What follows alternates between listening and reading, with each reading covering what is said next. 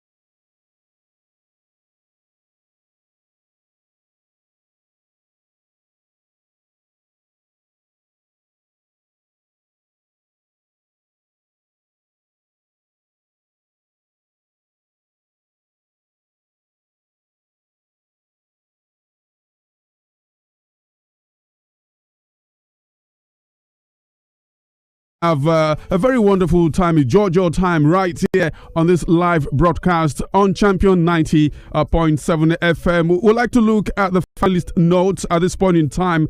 Jude, an interesting one you want to say. Nigeria is in its 10th final at the Women's Africa Cup of Nations. No other team has more than 5 appearances in the WAFCON final, and for Nigeria, they have never lost final of the Women's Africa Cup of Nations. Yes. Kufre, it's a good record going into this final, knowing that they haven't lost, in a final before, and the 10th final that they've conquered. Let me put it, they've conquered African women football. It's just to stretch their reign. That's what we're seeing now. Also, we hope that they do that tonight. 9th, playing the 10th, and they've never lost. So definitely, they are a very, very, very strong team in African football, especially the women category, and we hope that they win tonight. Call them the Invincibles, and you are absolutely right. Having gotten to the final level, the final games of the different editions, they've gotten to 9 times, and they've won all 9. The other 3 editions that they didn't win, they didn't get to the final. That is the translation, that's the interpretation of this. And so they've done very well, and this for the opt-in time, they are in the final, and based on history, they are the hot favorite to win this competition on Moroccan soil. But definitely the Atlas Lionesses of Morocco will not make it easy for them. And talking about Morocco, they are seeking to be the second team to title after losing the final in previous edition, and the first team to do that was Equatorial Guinea. Equatorial Guinea, South Africa, and Nigeria are the only ones that have won Women's Africa Cup of Nations titles, all 12 of them that have been hosted so far. And are we going to have a 4th winner lifting, or a 4th nation having to have lifted the Women's Africa Cup of Nations at the end of this game? It's left to be seen. Are we going to stay or stick, or stay with 3 of them, South Africa, Nigeria, and Guinea? It's another thing we need to wait and see at the end of the day. All right, and of course, plenty that we'll be talking about today. And Jude, I hope you're ready for a long night. We might be leaving here midnight if care is not taken at this stage. If 90 minutes can separate these 2 teams, definitely 30 more minutes will be added. That's talking about extra time and then penalty shootout. So, like I said, we might be here up until midnight, and I hope that Mrs. has given you the permission to stay out late. Of course, Cooper. You know that it's a business, right? It's a business. So she understands the business, that this is what we do and this is what we love. This is what we live for. So when the job comes calling, if it's taking us away from home for even days, of course we'll be there. We'll be there. And I'm sure she prepared a food flask for you, because if your belly is not filled, you might not have the energy to go, the whole 9 yards. But I'm sure she's been able to do that. We were able to do that before we came to the live studios. Yes, of course. But it's by wood, and of course, we're not machines that don't eat. Even machines, somehow you have to oil the machine to work effectively, and so we have graciously been oiled so that we can give you the very best, on this live broadcast. All right, so let's move on to letting you know that we have a 50,000 Naira cash pool that you can be part of. Yes, the Predict and Win is back on this final day of the 2024 13th edition of the Women's Africa Cup of Nations. We are bringing back the Predict and Win, just like we promised you. We didn't get the last time out, especially in the semi-final game between the Super Falcons of Nigeria and the Bayana of South Africa, but we're bringing that back, and we're only going to accept your Predict and Win via the SMS line and the WhatsApp line. Okay, that's where you're getting your Predict and Win entries to. Ensure you include your full name, your location, and phone number, because if you become a winner at the end of the day, you get the prediction right, we need to reach out to you so we can have your account details, because urgent 2K will be sent to as many people as possible. So predict away. We're asking you to predict the correct score line of this final game of the Women's Africa Cup of Nations between the Super Falcons of Nigeria and the Atlas Lionesses of Morocco. That's what we're asking you to do. Include your full name, your location, and your phone number. Send to 0906 2023 907. Again, 0906 2023 907 or 0906 2024 907. 0906 2024 907. Save those numbers as Champion 90.7 FM 1 and 2. Whichever one you see on WhatsApp, send your entry to. Don't forget the score line that you think will be at the end of the day, your full name, your location, and of course your phone number. And of course you can also send an SMS to us if you are not on WhatsApp to any of those numbers. All right, 0906 2023 907 or 0906 2024 907. Do not call us to make your Predict and Win. Okay, don't call us. If you want to call us, only call us to let us know what you think will happen in this game, how you want the Super Falcons to play. But in terms of the Predict and Win, it has to be through WhatsApp, text, or SMS. All right, I just hope you guys understand that. If you call us to give your Predict and Win prediction, we will not accept that. It will not be valid. It can only be valid if you send them to our SMS line or our WhatsApp line. All right, so we'll continue to talk about this. You have until the end of the first 45 minutes. All right, entries will close at the end of the first 45 minutes. We're talking about 8:45 or thereabout, depending on when the first 45 minutes of the game will end. Okay, so now that we've taken that one out of the line, let's bring you the preview of the host nation, Morocco, and also listen to the coach talking about Oge Vidal, who's been talking, and we have some expose about him during this live broadcast right on Champion 90.7 FM. So let's prepare ourselves and prepare you for the preview on Morocco.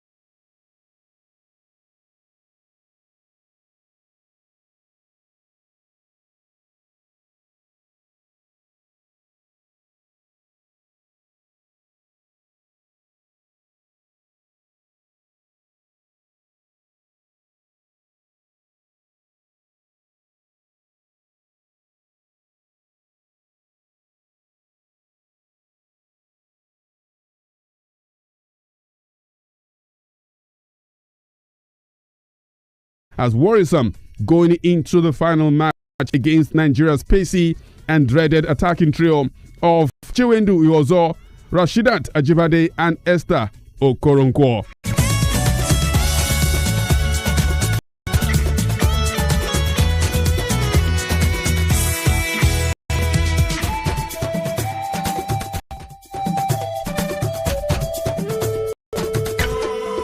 At the end of this game might just be down to the individual brilliance of some players on the pitch play, whether from the Moroccans or from the Nigerians. And let's look at the head-to-head. Esther Okoronkwo up against Ghislaine Chebak, the two players who could determine where the pendulum of victory swings. Tonight are Nigeria's Esther Okoronkwo and Morocco's 2022 of the tournament. Talking about Esther Okoronkwo, I mean, we might not have a Nigeria as the leading top scorer at the edition so far with just one game left, but we have a Nigeria as the provider of the highest assist in this competition, and that is Esther Okoronkwo with 5. Yes, Kufri, you know, Esther Okoronkwo, she has been very, very instrumental to the success of Super Falcons in this tournament. We can't deny that. It's indisputable. Which was a game against Zambia. You know how our crosses troubled the Zambian defense, and of course she was really key to the victory that the Falcons had against Zambia in that particular game. And I told you the other time there's a different aspect to a game that I really like. I didn't get to see much of it in the game. The Bayana, but you can't deny what she offers to this team. You know, the way she holds the ball, what she does with the ball and without the ball, and also she uses her body well, eye as well. You know, her control. Been really, really fantastic in this tournament. So I've been looking closely at the way she plays, and I tell you that Nigeria has a gem right in their hand. All right, and what about Ghislaine Chebak? Coach Oge Vidal will be banking on the duo of Chebak and Yasmin Mrabet to dictate play front field after the duo jointly contributed 7 of Morocco's 11 goals in the tournament so far. Their forward-thinking style often left the midfield exposed, and it remains to be seen how Coach Vidal intends to stop the Super Falcons' attacking line, which is armed with pace, depth, attacking threats across the pitch. Okay. And, of course, you look at the head-to-head between Nigeria and Morocco. This final will be the 4th meeting between Nigeria and Morocco at the Women's Africa Cup of Nations. Their first 2 encounters occurred in 1998 and 2000, with Nigeria decisively defeating the North Africans 8-0 and 6-0 respectively. And at the WAFCON in 2022, they won against Nigeria in the semi-final in penalty shootout after extra time, regulation time ended 1-1. Okay, at this point in time, I would like to also bring you the CV of the coach of Morocco, Oge Vidal. Don't forget that you have the opportunity of winning from our Predict and Win 50,000 Naira cash pool. All you need to do is to go on our SMS portal as well as our WhatsApp line to send your Predict and Win prediction or entry or whatever you want to call it. Let us know the score line you think will be at the end of this final. Include your full name, your location, and your phone number. Very, very important. You miss any of those things, you will be disqualified even if you got the prediction right. So ensure that once you have your prediction, include your full name, at least your first name and your surname, your location, and your phone number. Send to our WhatsApp line 0906 2023 907. I take that again. Send to our WhatsApp line on 0906 2023 907. You can also send to our SMS line on 0906 2024 907. Again, 0906 2024 907. We wish you the very best. Let's look at the CV of Oge Vidal, the coach of the Atlas Lionesses of Morocco. He's won the FIFA Women's World Cup before, one with Spain at the 2023 FIFA Women's World Cup in Australia and New Zealand. He's won the UEFA Women's Under-17 and the Under-17 Championships. Of course, we're talking about Algarve and Cyprus Cups. He's also won that one and multiple medals as at youth level with Spain. And it brings the wealth of experience, having come through the ranks coaching teams from under-16, under-15, under-17, under-19 to the national team in Spain. It brings that wealth of experience to manage Morocco and tinkering them fly over the Super Falcons of Nigeria tonight. And from there, let's look at the CV. If we look at the CV of Justin Madugu, let's listen to the coach of Morocco, Oge Vidal, ahead of this game.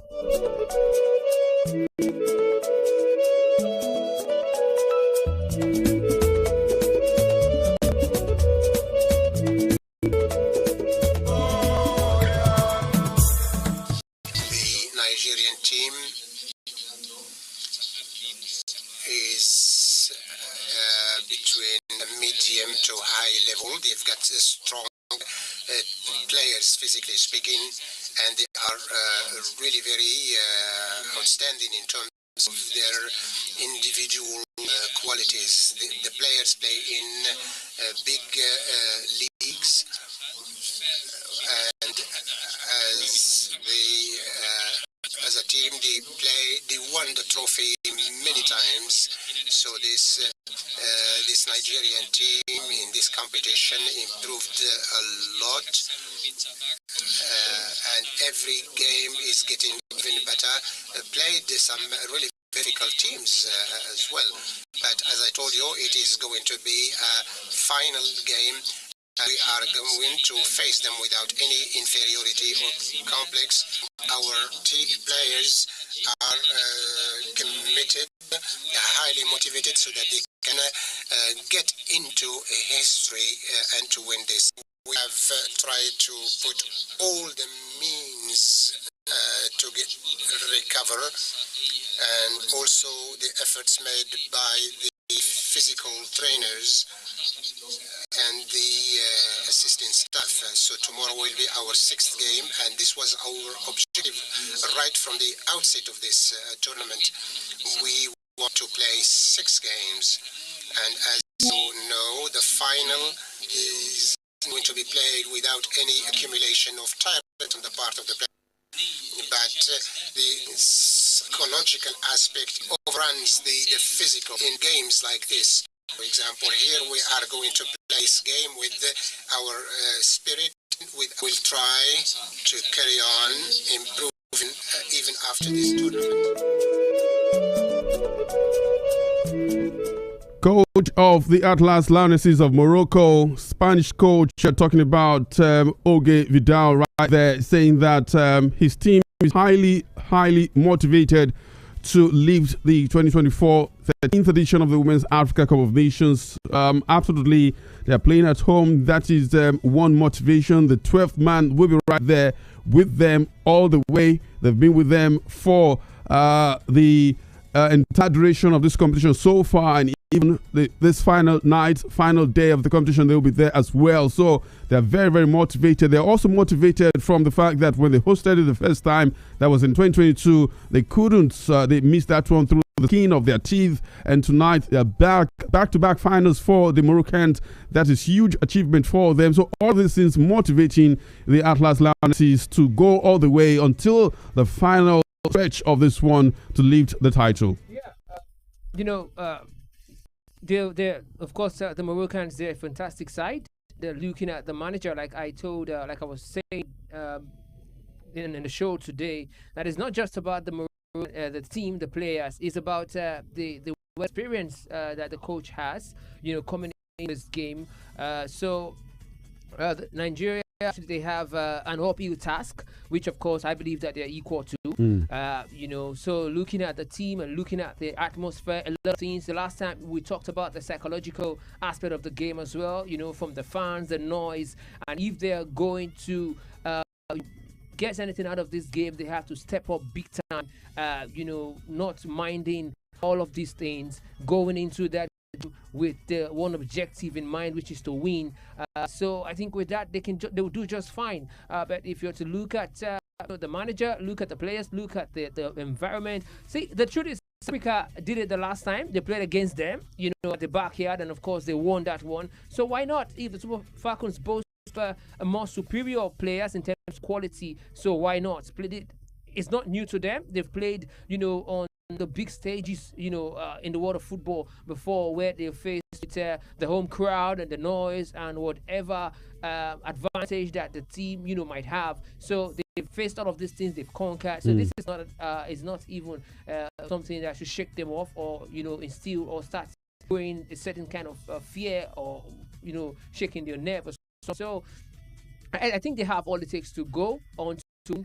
We can't deny what Vidal has done in this short time that he has taken over the reins at Morocco. Tweaking a lot of things, the way they play more like a European team.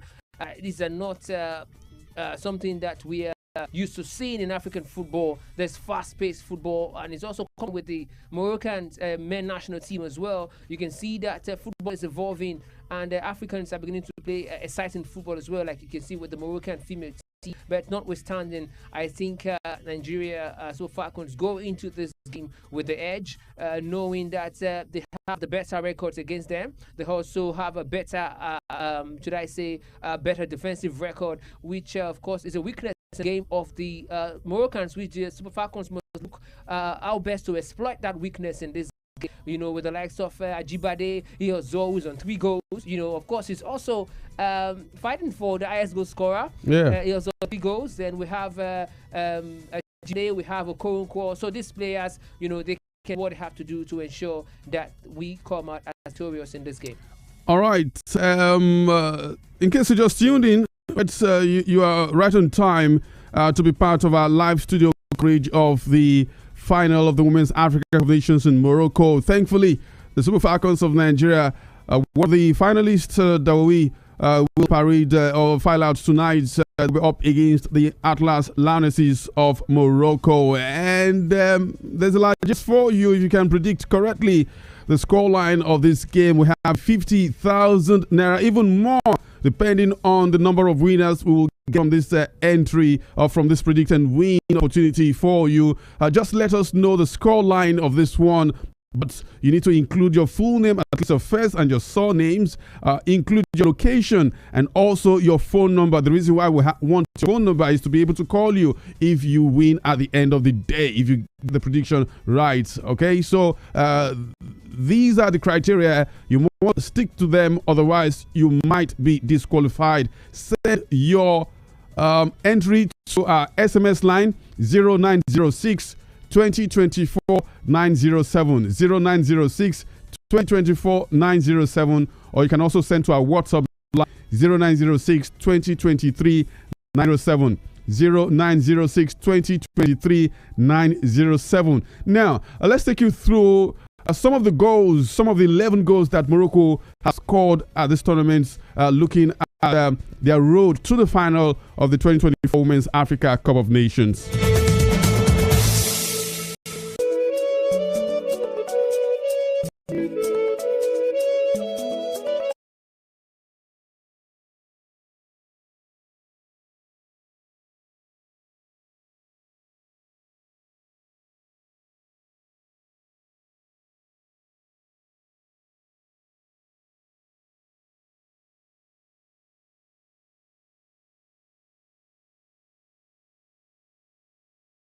On the floater.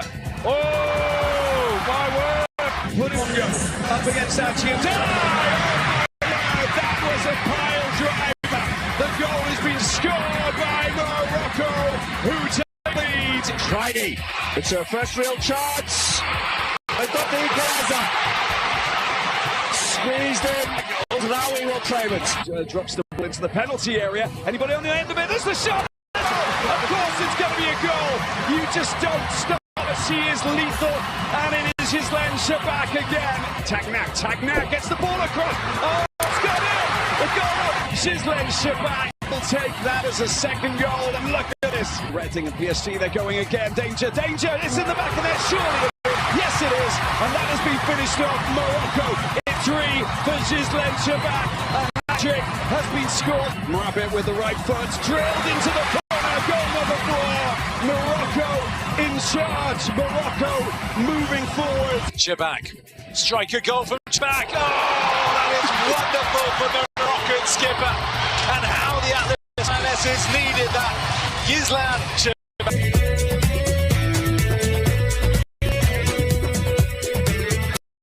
Right, most of the goals scored by the Lionesses of Morocco heading to the final of the competition. And Jude, I think the only name I heard there was Gislen Chabak. And this lady, she's the captain of the side. The Super Falcons must be very, very wary of this captain. Yes, of course. She's their most most important player. She's the captain of the side. Of course, donning the captain armband, it tells you that she's shouldering the responsibility very well with that she's scoring. She's a threat offensively and also, from where she plays from as well. She's more like the art of the Moroccan team. Okidar has done something with Chabak. He has built the team somehow, around Chabak, but you don't get to see it. When you get to see it is when you hear the name after scoring. So Chabak, we hope we don't hear that today. Definitely we'll hear that. In terms of scoring. There are also other key players around her, the likes of Rabbit, the likes of Msudi.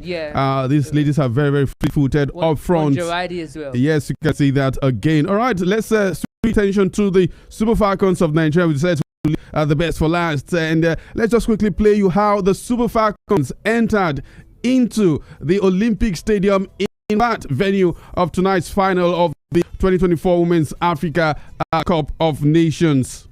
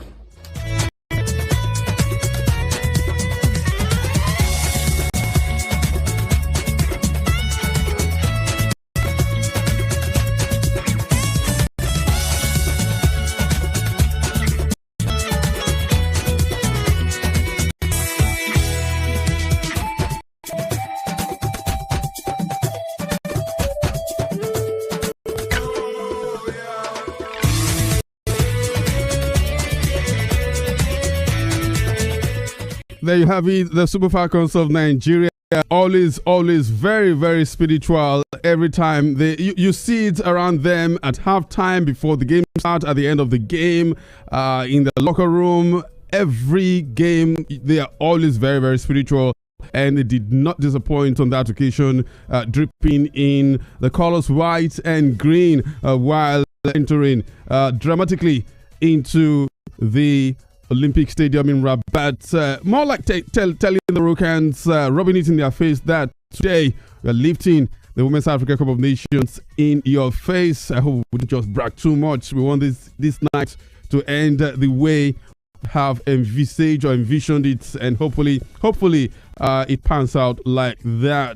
Justin Madrigal so far will be credited with, of course, how far we've come at this tournament, and should we lift this tournament, he definitely will go down in history as the one that ensured that the Falcons lifted, La Decima as far as this WAFCON competition is concerned. Worked as an assistant coach under former Falcons head coach Randy Waldrum of the USA. Madugu was part of the coaching team for Nigeria's under-20 women's team and the Super Falcons B team. He has also been part of the Super Falcons coaching staff for multiple editions of the Women's Africa Cup of Nations WAFCON, where he helped Nigeria win 2 gold medals. Additionally, he has participated in several FIFA Women's World Cups, notably with under-17, Nigeria's under-17 and under-20 squads. He's been there. Yeah. He's been there behind the scenes, behind all the managers have been in charge of all of these teams, under-17, under-19, under-20, Super Falcons. He's been there with the team to the WAFCON, to the World Cups. This is his own time to shine in the sun, to get in the sun, and he's been doing that. He's not been beaten so far in this competition, and he's just waiting for the crowning moment, isn't it? Yes, of course, Kufri. I think I had a conversation with someone, and we're talking about someone who we just saw, from nowhere in the limelight, and I said that nobody just come from nowhere. From nowhere, they must have been there.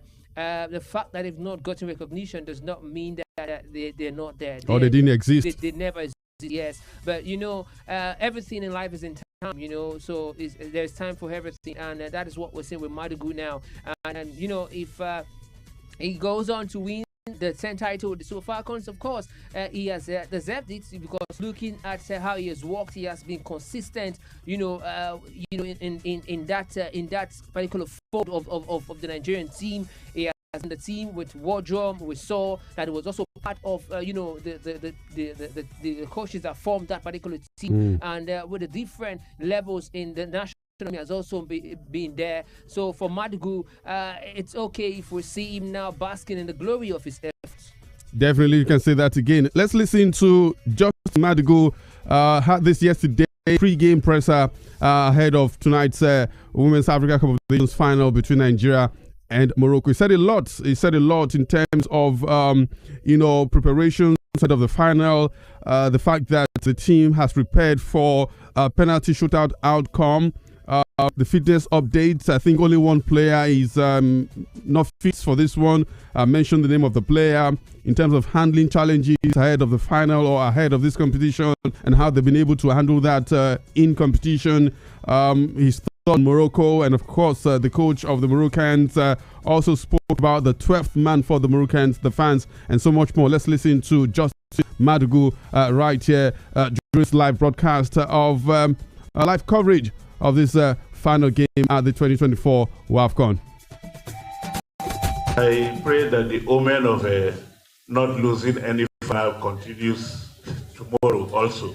However, we know all the scenarios are always different. The scenarios have never been the same.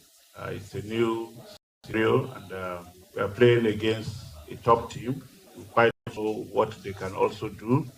We also are aware of the caliber of coach that they also have that has gotten them to where they are today. We believe in ourselves. We believe in our players. We trust what we are doing. We will stick to our game to ensure that we emerge victorious tomorrow. When you play in a cup final, there are always pressure, because it comes with the extra desire that you really want to make it. You have worked so hard to get to where you are, and just make some extra effort to actualize, the dream of carrying the trophy. Yes, we are preparing very well in all aspects, mentally, psychologically, whatever it is that we are anticipating, we are taking care of it, and we know it's not just going to be just playing football and we go. We must prepare for every scenario that can occur. We're fully aware of that, and experience has taught us so many things, and we're fully prepared for that. Penalties are also part of the game, and every competition has rules, and we are also aware that the game could possibly go to that. If we are aware that there will likely be penalties, we definitely must prepare for it, which we have also been doing, because anything can happen, and then if it comes to penalties, we are fully ready for it. Francis Odega was out of training yesterday because she had a knock, and the medical team are also working on her to see how fast she can recover. Where she might not be able to take it, we will have to take it. It's a sad development for us. We just pray she makes it. If she doesn't, the other members of the team will carry on, even in support of her. It will also go a long way in helping to motivate the team. I cannot pick out one moment and say this is the most difficult part of the whole thing. Operations in general, there are a lot of things that go into it, and you expect that you get the best of support in all aspects so that it makes your work very easy. It has been very challenging for us, but we have tried as much as possible not to allow anything that we consider as a challenge to really affect what we do. Yes, in life there will always be difficulties and different, challenges will always come. But how do you manage them? How do you deal with them? How do you get over them? That is what we've been trying to do so that we don't allow them disturb us or affect the team in any way. But like I said, certainly there have been challenges because when you look at our preparations and how we got here too, they are all things that cause for concern. But then we must make the best out of every situation that we find ourselves and not allow it, affect us in any way.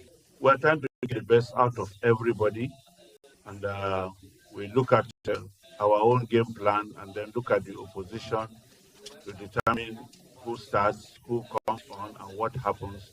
And then depending on also how the game also goes, it forms part of the decisions that we have to take. If it's going well for us, we know what to do. If it's not going well for us, we usually have a plan B of what to resort or fall back to. So it's as usual. It's the normal thing that we do in every game. You pick the best that you think will get results for you, and that if it's not working out well, you have the option of making it. When you go for a competition, you already know that all the teams you are going to play, irrespective of where they come from, there will always be tough teams. And as you make progress in the competition, you know it will be more competitive and tougher than maybe the group stages of the competition. Yes, the last game we played was against a very good side, and we were able to overcome it. We're going to play another good side in the finals. And you are talking about them having quality players, very good players. I feel we equally have the same caliber of players. We have players that are professionals that are playing for some of the top teams across the globe. The players themselves even know each other. Some of them are even teammates. Some of them play in the same league, so they know much more than we even know because the relationship that exists, between them in the clubs and in the leagues that they also play. So we are not threatened by that. We know they are a good side. Definitely, we acknowledge that. But like I said, we equally have players that can match whatever it is that they will also be presenting. And with regards to the aspect of development of the game, we know very well that there has been progress. It's still work in progress.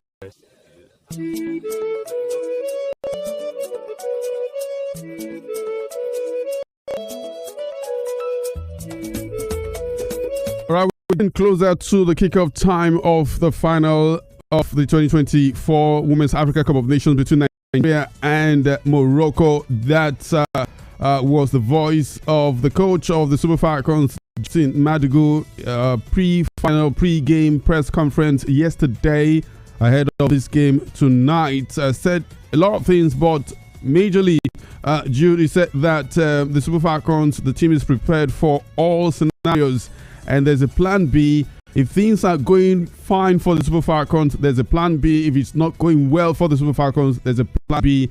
And your thought on this? Of course, Kufri, that is what is expected. You must go into games, with different options. You must have more like a first plan, but when that first plan, goes flat, it's only expected that you have to be fast thinking, come up with another plan, looking at the setup of your opponents and how they've set up to counter your first plan, so you can come up. That's how you have a good reading of the game to know what to do in every situation, the right substitution, the right tactical tweak in terms of shape and structure, how you need to adjust all of these things so that you can root out the threat and also affect your opponent at the other end. The lineups are out. The starting lineups for the two countries are out. All right. But before we into that, let's bring you how the Super Falcons got to this final tonight. Right from the first game at this tournament, a 3-0 win against the women or Lady Carthage Eagles of Tunisia.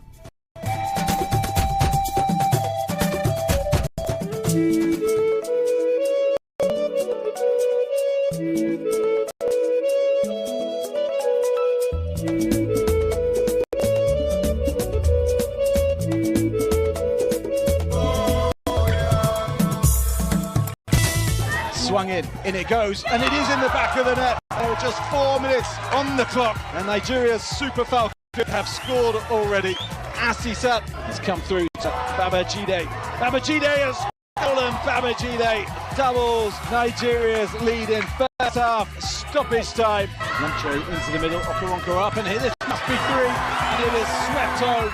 And finally, the Super Falcons do get their third goal. Just inside the penalty area, onto a left foot, Okoronkwo, and it's the day. And finally, with 89 minutes on the clock, Nigeria make the breakthrough.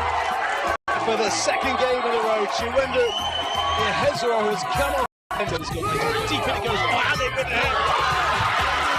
Super Falcons beat Spain. Really good ball in again, and goes Okoronkwo. Okoronkwo to make it 2. And she makes no mistake.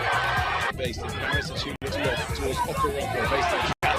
Ihezuro's in behind. Here is Ihezuro. Oh, the Super Falcons are flying like sky high. Ihezuro has her third of the tournament. It's all about seizing your chance at this level. That's what Okoronkwo has done into the middle of goals. Nigeria 4 goals to the good.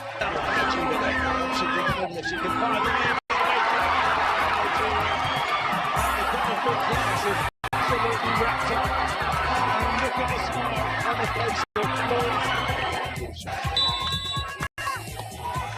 Responsibility for to the captain. And she has squeezed it under the body of Lamine. And the Super Falcons are up and running. They draw first blood in the semi-final. Hello, Z. Crossing from deep. A good-looking one. Oh, it's gone in! Nigeria, in injury time, have re-established their lead. Mission X is on for the Super Falcons.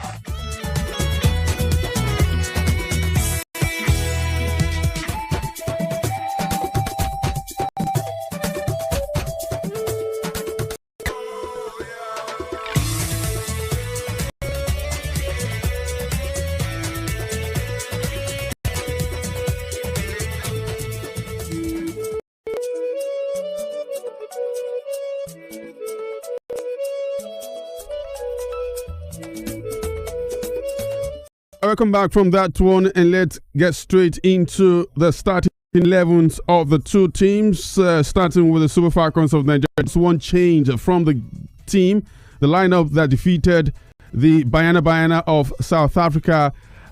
Jennifer Echegini is now starting this one, and in her place, Justin Madigo is playing a double pivot with Halimatu Anyide and Deborah Abiodun holding the line defensively for the Super Falcons of Nigeria.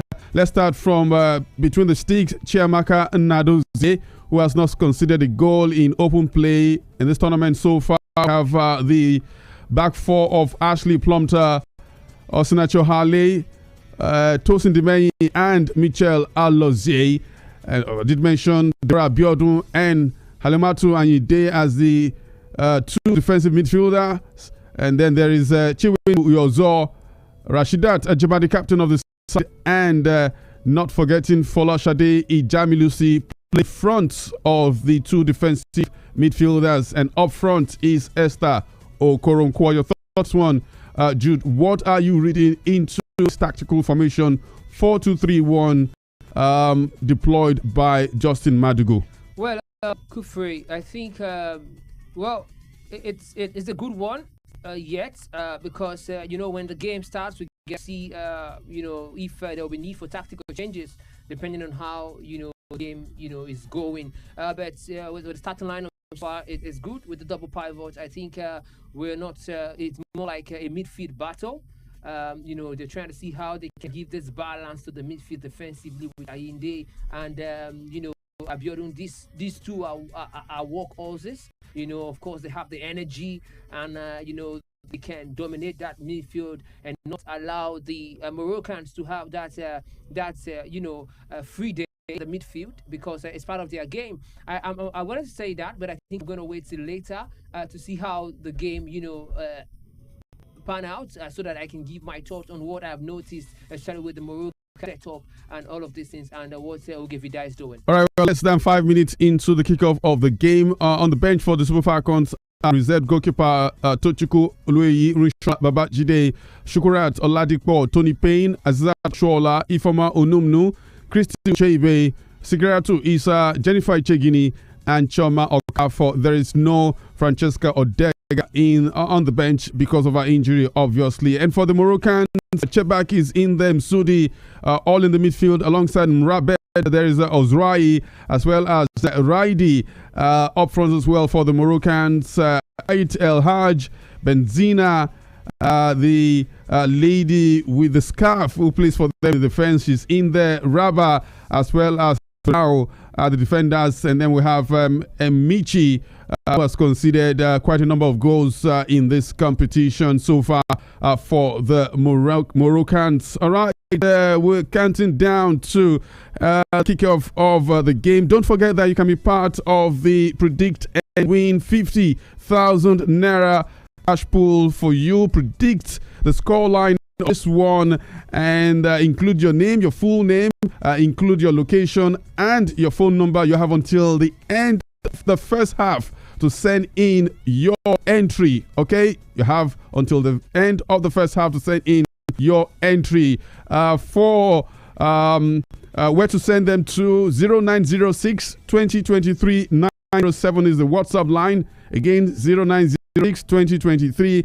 907 is the WhatsApp line, and the SMS line is 0906 2024 907. 0906 2024 907. All right, these are the two numbers, WhatsApp, SMS lines respectively, to send your Predict and Win entry to, including your full name, your location, and your phone number. You get the correct right, and then you will definitely go home with 2,000 Naira. All right, good luck to all of you participating in this. Let's join the live feed coming from the Olympic Stadium in Rabat.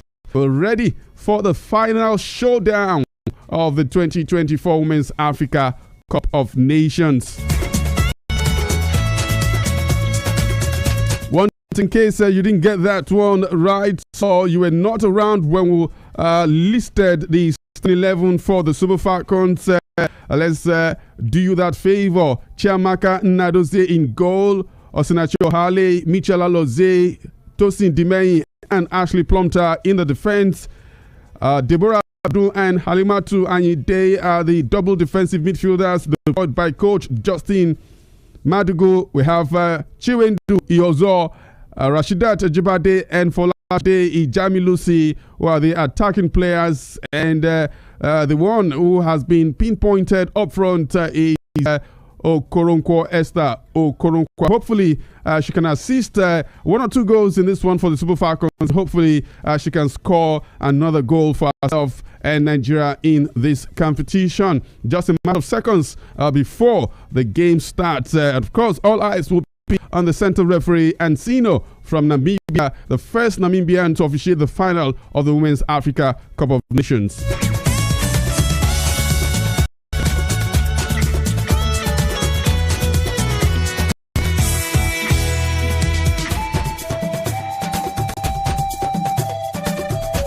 Judah Pierce, this is the first time the Super Falcons are wearing the white colored jersey this competition. Yes, yes it is, and of course, I hope that it brings them good luck today, Kufri. So they look good in it. So they look good in it, and let's hope that it brings them luck. All right, and so the game has started. The Super Falcons of Nigeria and the Atlas Lionesses of Morocco from the Olympic Stadium in Rabat, Morocco. It's the 13th edition of the competition, and the Confederation of African Football, CAF, will be very, very proud that they will be bringing this edition of the competition to an end today. But in light of that, some of the resounding successes that they would have achieved from this tournament, they know that there's plenty still to be done of the development of the game for women on the African continent. Lots of African players play internationally. They come from far and near to be part of this competition for their respective countries. We had 12 nations, 12 nations participate in this one, unlike what we saw. What we're seeing in the European version of this competition, where 16 nations currently the number of participating teams at that competition. CAF can decide to ensure that they rapidly develop the game on the continent to allow for more nations, more entries for the Women's Africa Cup of Nations. Yes, we would like to see that. Let's see that happen. Of course, it's also going to help the competition as well. We want to see that. We want to see more teams, come into the competition and offer a different setup, to the competition. Of course, we want to see that happen. All right, let's quickly let's take you to the action on the pitch. All right, early exchanges between the two nations, the two teams losing possession rapidly to one another, and this is jersey number 19 for Morocco, quickly fleet-footedly going past the number 3 for Nigeria, talking about Ashley Plumter, but there was a quick recovery right there, talking about Ozrai. That was a cheeky one from the jersey number 19, and in the process won a throw-in for Morocco. Jude, I think that this happened in 2022 in the semi-final between Nigeria and Morocco. A lot of the Moroccan fans using lasers, on the faces of the Super Falcons players. This is hoping that there'll be some level of sportsmanship in this one.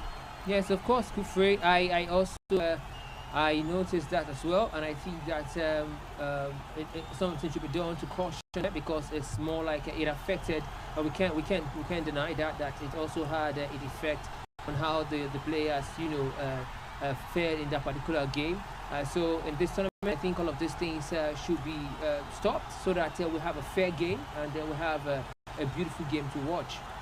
All right, and I think we have the first corner kick of this final, and it's been conceded by the Moroccans, and the Super Falcons of Nigeria will take this one. Folashade Ijamilusi will take this one. I kind of like the way that she has imprinted herself on the Super Falcons squad, especially the starting 11. It didn't happen like that from the first game, but once she had the opportunity, she's taking it with both hands and even with her 2 feet, and she's been a mainstay in the Super Falcons, especially during the business end of the competition. Corner kick to be taken by Folashade Ijamilusi. She's taking that one high in the sky and met there by Moroccan, who nodded that one out. Michel Aluzier ballooning that one over the bar. At some point, I thought I was watching rugby, but of course, it's a beautiful game of football played right there inside the Olympic Stadium between the Super Falcons of Nigeria and the Atlas Lionesses of Morocco, 2 women's national teams on the African continent. Goal kick to Morocco to be taken by the Moroccan goalkeeper. Like I said earlier, she's conceded some goals, a lot of goals as a matter of fact in this tournament. Somehow Morocco found their way into the final of the competition, starting with the 2 goals they conceded in the opening game against Zambia, with Kunanaji and Barbara Banda scoring those 2 goals for the Zambians, who have long been eliminated by the opponent of the Moroccans tonight, the Super Falcons of Nigeria, in that bashing in the quarterfinals, 5-0. Throw into the Moroccans, right? They are in the half of the Super Falcons. That one has been quickly taken. Nutmeg there by the Moroccans. Chebak touching the ball, playing it backward to her defenders. They will start from the rear, right? This is Benzina, lady with the scarf, sent a telegraphic one to an opponent there, quickly coming to the rescue of a team. Talking about the Super Falcons, Michel Alozie committed an infringement against Msundi. Yes, she was there in 2022. That was well done by the Moroccan, and drew a foul from Michel Alozie.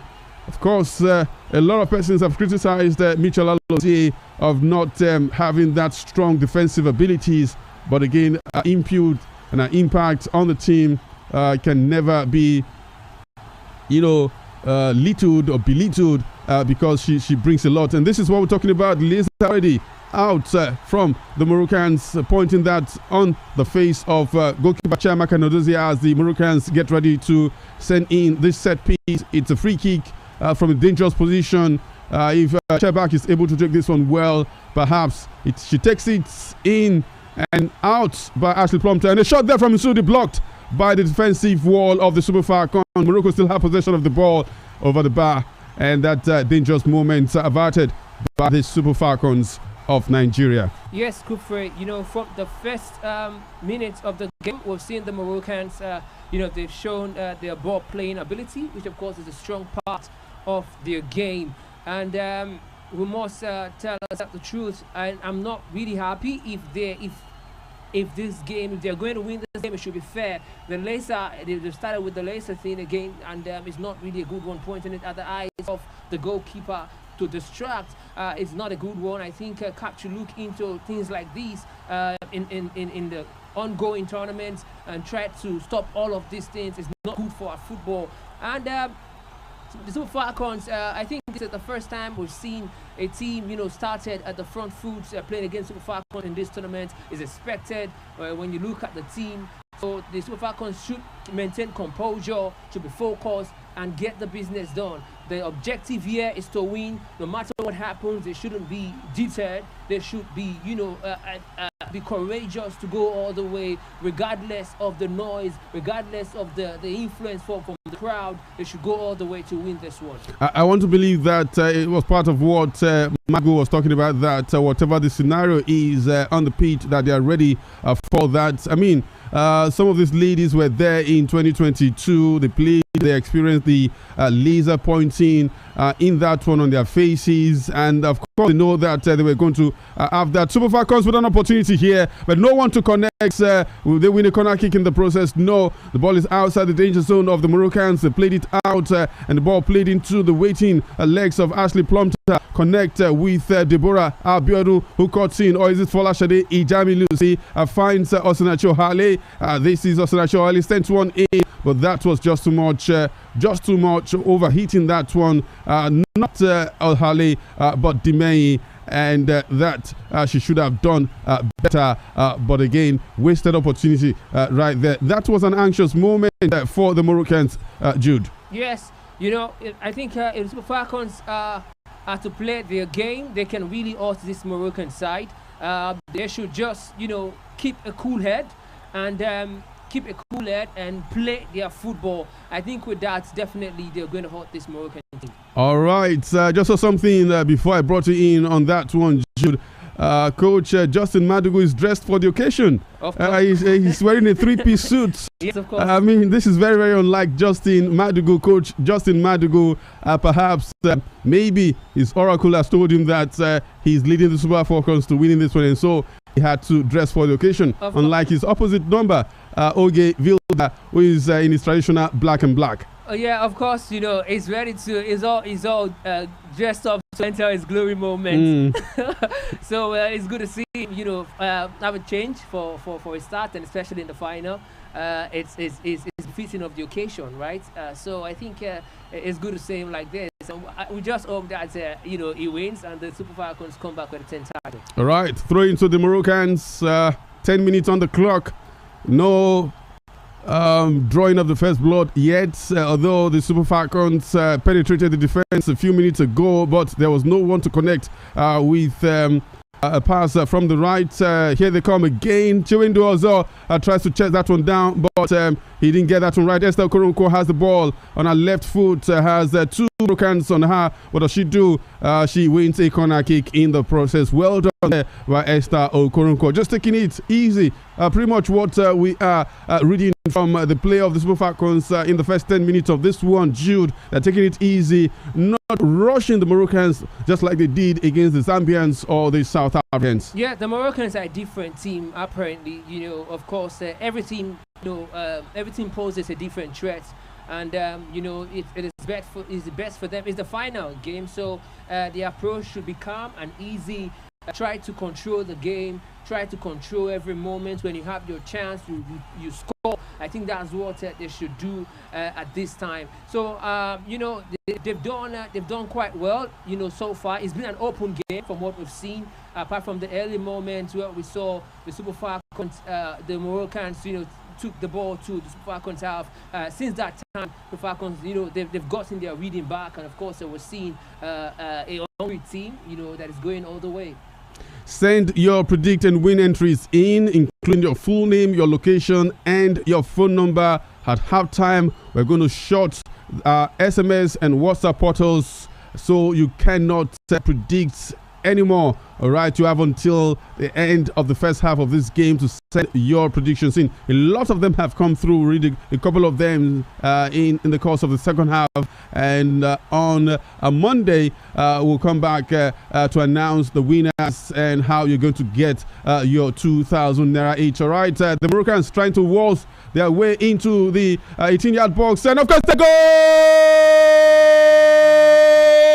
Gisle Cheba, captain of Morocco, just pulled that one out of nowhere when the Super Falcons defense were undecided as to how to deal with that one. The ball came to her inside the arc of the 18-yard box of the Super Falcons, and she wasted no time, picked her spot and slotted the ball to the back of the net, beating the best goalkeeper on the African continent in women's football, Chiamaka Nnadozie. And Jude, that was a moment that the defense of the Super Falcons could not deal with that ball. They were lackadaisical in terms of handling that ball, and the ball got back to the Moroccans, got to their captain, knew what she wanted to do. She did it right, executed it right, and Morocco lead the Super Falcons 1-0 in the final of the 2024 Women's Africa Cup of Nations. Yes, of course, a defensive lapse.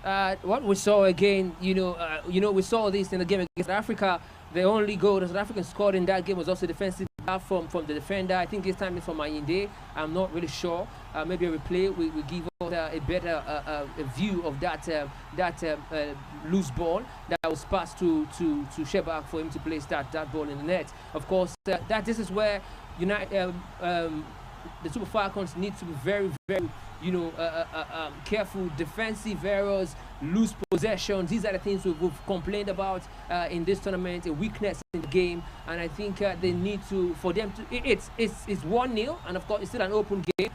They can still win. They can still come back to win, but they have to show the right character. All right, Super Falcons win a corner kick in the process of trying to launch an attack from the right. Perhaps this will motivate them to get their heads right in the right place to play this game. It's the first 15 minutes. We're still inside the first 15 minutes of this one, and they are a goal down against the Moroccans. It can only get better for the Moroccans, but the Super Falcons allow that corner kick to them. Third of this game, all going to the Super Falcons, and let's see how the Super Falcons will respond to going behind for the very first time in this tournament. And that corner kick swung in there. Deborah Abiodun lashing that one, and it's over the bar. Goal kick to the Moroccans. It's a wake-up call for the Super Falcons. Like I said, first time they are conceding in open play in this tournament. First time they are behind in this tournament. They don't have experience about such situation in this competition, and so I ask again, how will they respond Let's see what happens in the next 15 minutes or thereabouts. We're 15 minutes into the action. That goal kick has been taken by the goalkeeper from Morocco into the center circle. One there by a Nigerian player, but nodded backwards. This is Morocco coming again. Try to find their teammates in the center circle. And this is Jamie Lucy, but she's lost possession of that ball. Back to Msudi. Finds Mrai on the right side of the attack. Ashley Plumter hesitating to go for that one. Another Moroccan arrives for support. The ball goes to the captain of the side. Plays back to Benani. And way back to the goalkeeper of the Moroccans. They're taking it easy. They know that they are on the front foot. They are on the ascendancy. Taking things easy. The Super Falcons not rushing the game. Not even taking the game to the Super Falcons. Taking it easy. And allowing the Super Falcons to come out. Perhaps try to draw the Falcons out of their own half. Out of their own defense. And hit the Falcons on the counter. And this, the Moroccans having possession of the ball. Ashley Plumter will try to stop that one. Doesn't. Cross into the 18-yard box. Super Falcons handling that one very, very well. Can see the Moroccans, Jude, we're trying to connect each other even inside the 18-yard box of the Super Falcons. But this time around, the Falcons will not have any of that. Yes, you know, Kufri, like you rightly said, it's the first time that we've seen the Super Falcons concede from open play, and also they're behind. You know, one thing that will happen here is, I think this is a true test of, this will be a true test rather of their mentality, of their character. You know, coming from behind, you know, tests you. You know, test the mentality of teams. So this is what we're going to see here. And you know, earlier on, you know, with prior discussions to this particular game, I had said something about the pace of the Moroccans. We've seen them here, and twice Ashley Plumter has been beaten off by pace. And also, you know, the way they move the ball beautifully well. And look at their press. You can see how they're pressing as well. The Moroccans, they're pressing and they're using the ball very well. But not to take anything away from the Super Falcons. If not for that goal, I think the game has been pretty much a balanced game. And it's what I said today on the show. That's one thing they should avoid is the early goal, to allow them to score first, because what that does most times is take that wind off the sail of and the can team. destabilize your train of thoughts. Exactly, you know, and also, you know, just check the setup a bit. So that's what it is. All right. I also think that Chiwindu was almost doing enough to come cover for Ashley Plumter. Seems to be the area that the Moroccans want to exploit this time around, but the Falcons have possession of the ball, and Chiwindu also, without even allowing a teammate to get to the 18-yard box of the Moroccans, quickly released that cross from the left side, and the Moroccans have dealt with that one and are playing the ball out from their defense, taking it easy from Jesse number 2, talking about Redouani to Benzina, and back to teammates in the heart of their defense. It easy. Redouane having the ball back, winning, throwing in the process. The ball still in the half of the Moroccans, who lead the Super Falcons by 1-0. The goal was scored by captain of the side, of course, always looking up to the captain. We did say when we brought you Morocco's road to the final, most of the goals that is scored, and that basically the only name we basically heard was that of Ghislaine Chebak, and that name has been shouted once again by commentators from all around the world in the first 15 minutes of this one, as being the scorer of the only goal so far. Scored that one in the 13th minute. A beautifully taking shot inside the 18-yard box of the Super Falcons. We can see that again. There we have the captain of the side, Lima today also hesitating in dealing with that ball. At the end of the day, she just decided to release the ball, and off it went to the legs of Ghislaine Chebak, and no one really was marking her at that point in time. She chose sports and played the ball there, beating goalkeeper Chiamaka Nadozie in the process in the 13th minute of that one, and that's how Morocco are leading by 1-0. The game is on pause as we speak. Injured players on the top, one from each 2 players down each from the 2 teams, and referee has just allowed those 2 players to be attended to. Captain Rashidat Ajibade and of course Redwani, left back for Morocco. Both of them are back on their feet, out of the game for now. Very soon, in a matter of seconds, I'm sure. Yes, the referee has told them to get back into the action. And here, the Super Falcons have possession of the ball. Ashley Plumter received the ball from Demey. She's taking time to release her ball to decide, and that's not good. She's been dispossessed there by the Moroccans, who are very fast and pacey. Demey will come to a rescue and throw into the Super Falcons of Nigeria. Jude seems to be the Achilles heels of the Super Falcons so far. Yes, of course. It's highly tactical for Jorge Vidal to play 2 attacking players up front. Of course, it's kind of restricts the movement of Plumter for pace, and that, of course, is more like a concern for Plumter. Lunging forward, she has to be wary of her defensive responsibility as well, because the player there is actually will be a handful for her tonight. So all right, it's for Madigu now to look at the game and come up with something. Okay, Super Falcons with nothing coming off that attack in the half of the Moroccans. They must be very, very decisive. They must know what they want to do once they have the ball. In the final third of the Moroccans, they've been so indecisive since the beginning of this game, especially with the 3-4 attacks that they've had in the final third of the Moroccans. And I think that it's the duty of coach Justin Madugu to quickly back out instructions to them to know how to play this game, how to handle each situation and what to do, and how players can quickly rally around their teammates with the ball in order for them to be decisive and penetrative as far as this game is concerned. The Moroccans still having the upper hand, courtesy of the goal scored in the 13th minute from captain Chebak in this final. It's a corner kick to the Super Falcons once again. Msundi protesting that one, but the referee seems to have corrected herself, and the corner kick has been ruled out, and goal kick. Very, very tight, very tight call. The assistant referee on that side gave it to the Super Falcons as a corner kick, but the referee overruled it and says it's a goal kick to the Moroccans, who lead by 1-0. 23 minutes on the clock. I think we're done with the first part of the first half of this game. Super Falcons still unable to respond adequately to going behind. Alimatu losing possession of the ball to the Moroccans in the midfield, and here they come once again, spreading the passes easily from left to right, and here they are, Msudi. Right, Redwani trying to, of course, skillfully beating Ashley Plumter.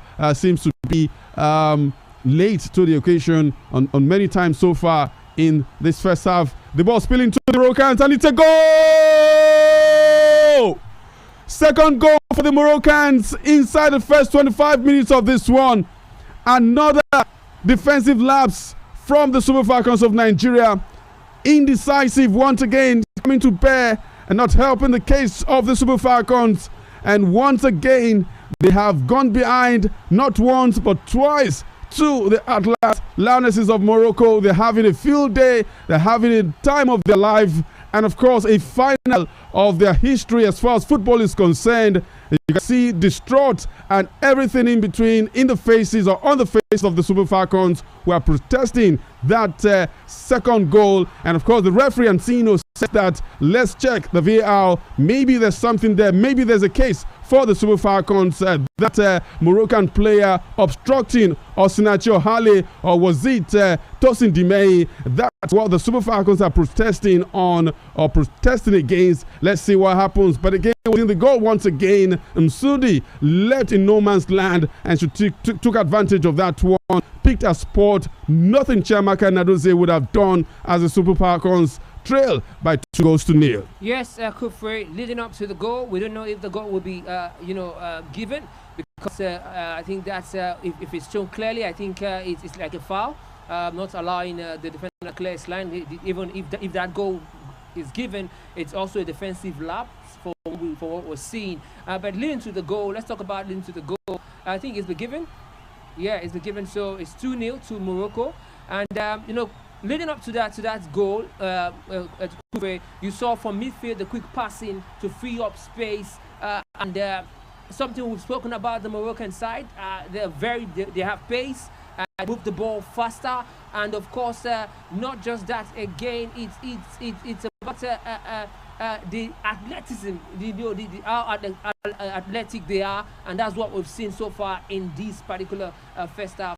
Too bad for the Super Falcons to be 2 goals down, but it's still open. I think a lot needs to be done, and it's the rest of their character. Let's see what happens. Man, this is definitely an unexpected turn of events in the final of the Women's Africa Cup of Nations. The hot favorites going cold as we speak. They've gone 2 goals down to the host nation, Morocco, having a field day. 26 minutes on the clock. Morocco lead by 2 goals to nil. A lot of you might be thinking, what the double defensive midfielder are doing on the pitch if they cannot checkmate the flow and the runs of the Moroccans. I mean, leading up to that second goal, we saw how the right attack player for the Moroccans, Ozuari, leading and taking Ashley Plumter out of position into the midfield, and quickly the ball was turned around and taken to that part. From there, the cross was done. The defender, talking about Tosin Menyi, could not clear lines. Perhaps she was obstructed by that Moroccan player who fell, involuntarily in that moment, and the ball spilled over to Msundi. Was not marked by Michel Alozie because they were not even expecting the ball to get to her at that point in time. She took a position, took the opportunity well, and slotted the ball past Chiamaka Nadozie as the Super Falcons trailed by 2 goals to nil. Okay, the Super Falcons trying to see how they can get back into this one, but they've lost possession once again to the very skillful Moroccan side. You can see how they are taking out each and every Super Falcons player who are trying to defend their lines. And here they are once again. Appears that the Super Falcons using strength, using brawn, while the Moroccans are using their brain, and they're getting everything right. Jude, everything is going right for the Moroccans. Everything. Not even -1. Everything is going right for them, and nothing seems to be working for the Super Falcons so far. Yes, Kufre, I think this is what we're talking about. All this while, it's about reading the game. Ayinde has not really been the best of herself in this particular game. I think that is where the problem is coming from in midfield. Ayinde, she has not really been up to the task so far for me in this game. And Madugu should also look at the way the Moroccans are set up out of possession, not allowing the Falcons, to get into shape to attack. What I notice now is that when they're out of possession, they overload the midfield. They become 5 in the midfield, outnumbering the Super Falcons when they are in possession. So I think this is Madugu should think of something, that one player to neuter this Moroccan setup, and allow the Super Falcons to get into the game. We need more fleet-footed players, more pacey players. If it's of any consolation, or this section will go pretty well. Shot on goal to only this game. Both of them have turned into goals, especially for the Moroccans, who've taken advantage of that. We've not seen Rashidat Ajibade in this game as well.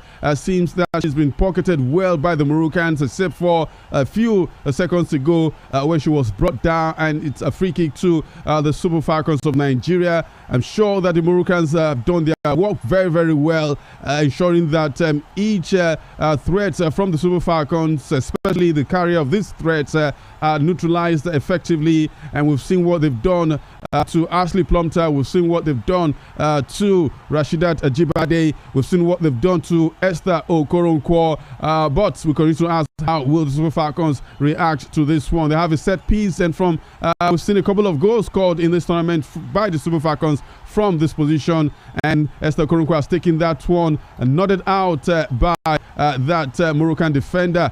Super Falcons still in possession of the ball. Esther Okoronkwo has it now. She beats opponents, but just playing the ball out of her legs just because she doesn't want the Moroccans to come, dispossess her of the ball, and she's lost it in the process. Throwing to the Moroccans. I just saw the coach of the Moroccans earlier, Oge Vildal, saying to his goalkeeper, no need of managing time at this point in time. Too early to do that. Once you have possession of the ball, launch the attack. Let's attack them. Let's go, because it is still early days as far as this final is concerned. All right, the Moroccans wasting time for that throw-in, and they've lost the opportunity. The Super Falcons will have it. All right, throw-in taking. Esther Okoronkwo has the ball. A play on her. She was brought down. Referee says that not enough contact.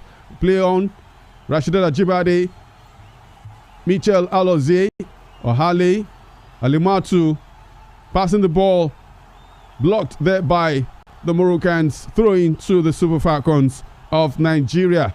31 minutes on the clock. Morocco 2, Nigeria 0. Final of the 2024 Women's Africa Cup of Nations in Rabat, Morocco. Free kick to the Super Falcons. Handball against the Moroccans. Msundi, one of the scorers of the 2 goals for Morocco, committing that infringement. The ball is on the middle line to be taken by Michel Alozie. Waiting for her to take that one, but that was poorly taken.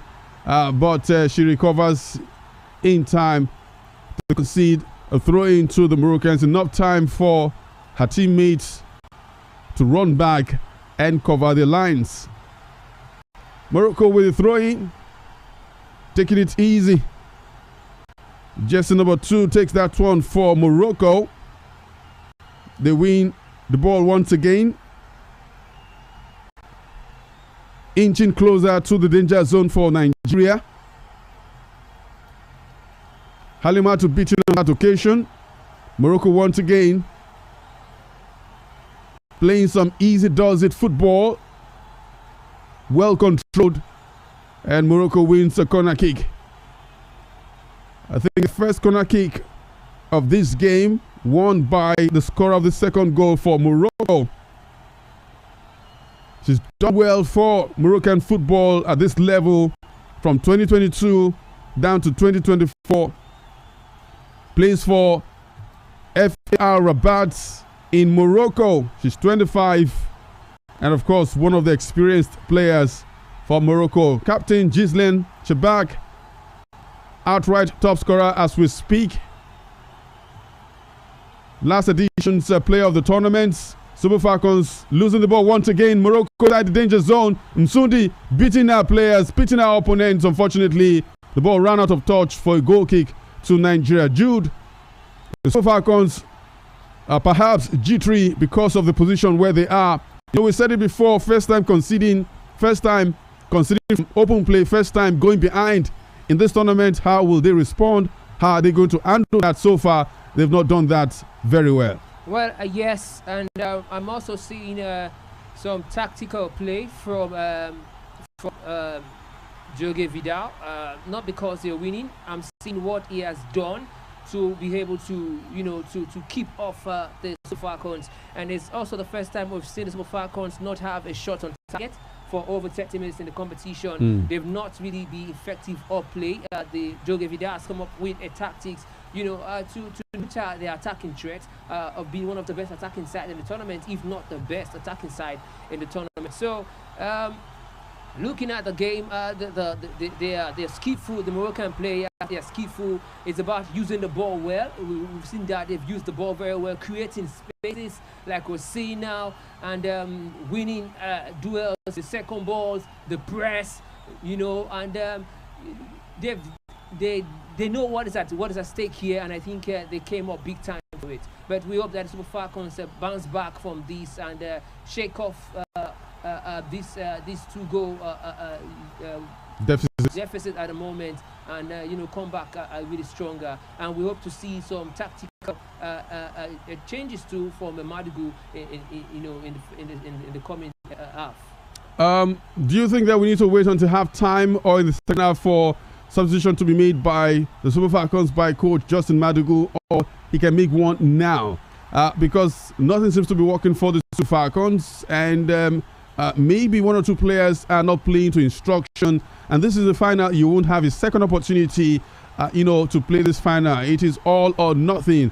It's either you play hard or not. They've lost possession once again to the Moroccans, who will hit them on the counter. They're trying to do that, but that was just too heavy from the Moroccans, but they've recovered the ball. They have two players right there, and they won a throw-in in the process.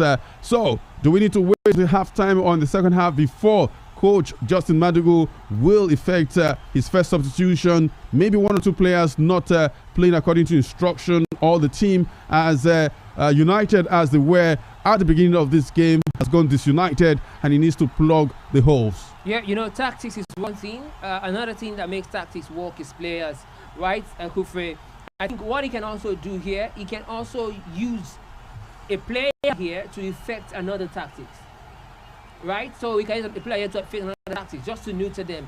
Maybe just change the structure a bit, or change the setup a bit.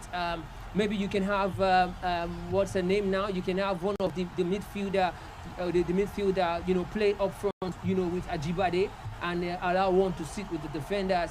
And you have Iheozo and Okonkwo as the two players up there, But he can do all of these things. Just tinker with the tactics and get it right. While we wait, look at the time and see what he can do, to change the game. But for now, I think it's okay. Just need to prep the player up, psych them up a bit because of what this 2-0 deficit has done to them psychologically. The Moroccans have been handed a second opportunity in the final of the Women's Africa competitions, and they've taken that opportunity with both hands. They are doing everything possible to ensure that they don't give the Super Falcons breathing space. They are faster than the Super Falcons.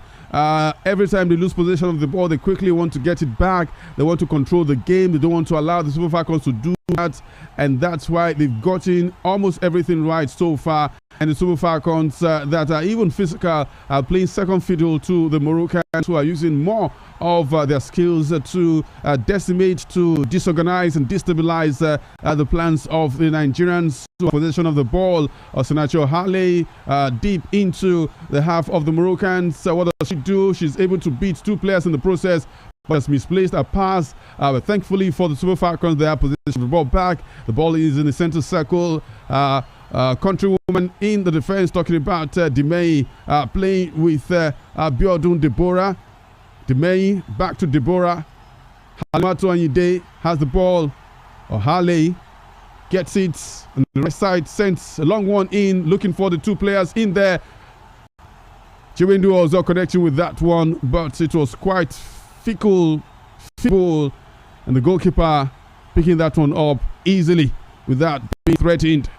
Morocco still lead by 2-0. That was pretty good from Osinacho Hale, but the Moroccan defenders did enough to take the wind of that jump from Chiwendu Iheozo. The Moroccans have possession of the ball back, and that was a skillful one from the jersey number 9 for Morocco in this encounter. Talking about Raid, the assist provider for the second goal for Morocco. Here is the Super Falcons. Rashida Ajibade has the ball on the right hand side, beats her opponent. What does she do? She sent one in, connected there. No. 3 Super Falcons player in one spot. That was very, very unfruitful, if you ask me. 3 of them, same spots, and none of them would connect with that cross from Rashidat Ajibade. That would have been a very good one for them. Good opportunity for the Super Falcons, but they were not able to take that one. They continue to trail by 2-0. 40 minutes into the action, 5 more minutes, and they will go on a break that will last for 15 minutes. And of course, the end of this 45 minutes, the first one, will see the end of our prediction win, where you stand a chance to win part of the 50,000 naira cash pool that we have made possible for you if you can get the prediction right. All right. At the sound of the referee's whistle at the end of the first 45 minutes, that will end. And so, any entry coming in at that time until the end of this coverage will be nullified. All right, but we've had a lot of entries have come through. Hopefully, the Super Falcons, been 2 goals down, hasn't punctured or cast your predictions. All right, let's get back to the action. Morocco taking their time. So this throw-in, you see joy, excitement, happiness on the faces of Moroccan fans inside the Olympic Stadium Rabat as their team lead the Super Falcons by 2-0. Esther Korunkwo and Chiwendu Ozo not really getting their bearings in trying to connect with each other, but the one throwing in the process, Ashley Plumter will take that one towards Esther Korunkwo, and she has won a corner kick in the process. Jude, some of our star players, some of our impact players have not been able to come to the party 40 minutes into the action. Yes, Frey, when you look at the game, you see that the intensity of the Moroccans have troubled the Super Falcons. Their press, their quick passing, their pace, have been their weapons so far. And I think Super Falcons should just take it easy. They can still win this one. Just for them to take it easy and ensure that no more mistakes.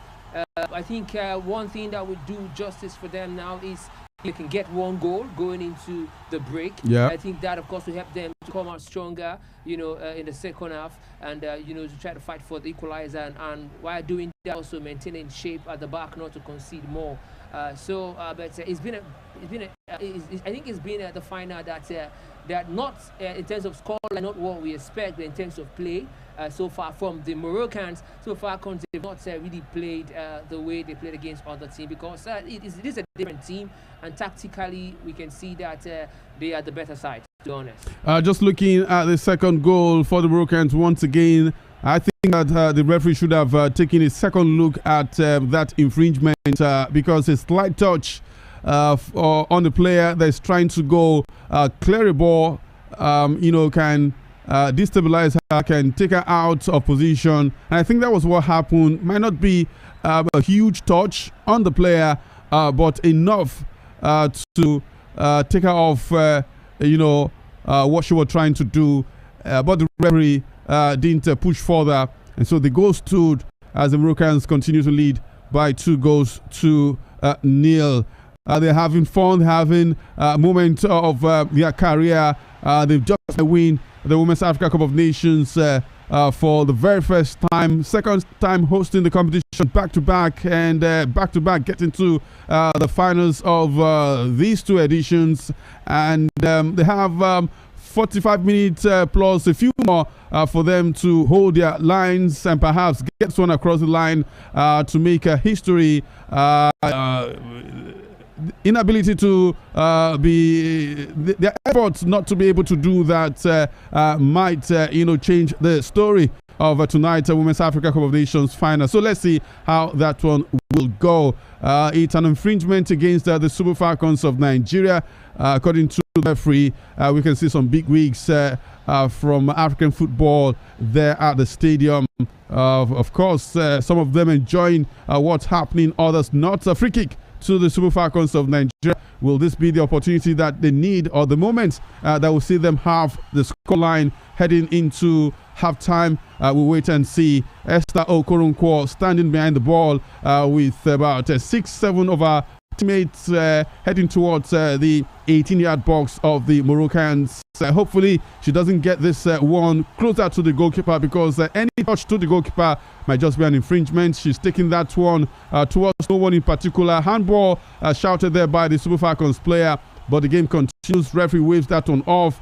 Alimatu Anyide sends a high one that was just too high, and Ashley Plumter seems to be lagging behind. I don't know if you've noticed that, Jude. Ashley Plumter has not been as sharp as she's been in this tournament. Of course, with the scoreline, you get to see a lot of players demoralized.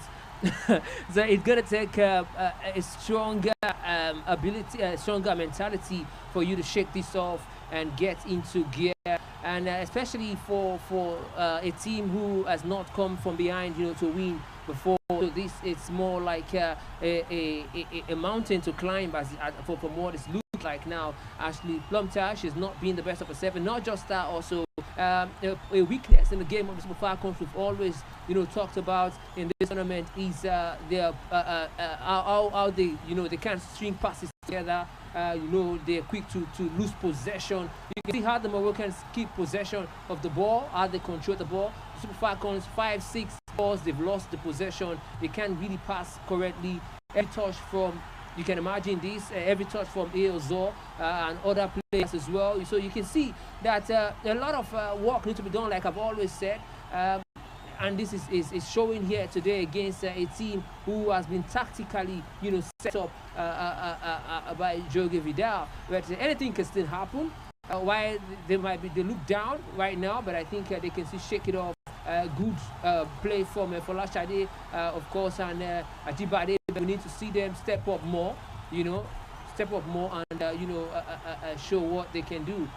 We just need just that one moment, to change the game, and I think they can if they keep their cool and know that in football anything can happen. Just keep pressing, doing what you can do. Do not lose your game, your shape, and your structure. So it's good. The Super Falcons have won another free kick. I mean, they've had a couple of these free kicks in the first 5 minutes. They just need to get the execution right. I mean, it's been one of the hallmarks at this tournament, scoring from free kicks. Let's keep our fingers crossed. If this is the moment, the Super Falcons will score their first goal in this final. Esther Okoronko, once again standing behind the ball, will deliver this one. She's delivered it, and of course, the couple players down. Referees play on. Morocco have defended these free kicks very well in this final, and Osinacho Hali there not being purposeful with the ball, and she's been dispossessed. Here are the Moroccans coming once again. It's a counter attack, and they're inside the 18-yard box. Shot there. And that one, of course, the blushes of the Super Falcons spared on that occasion.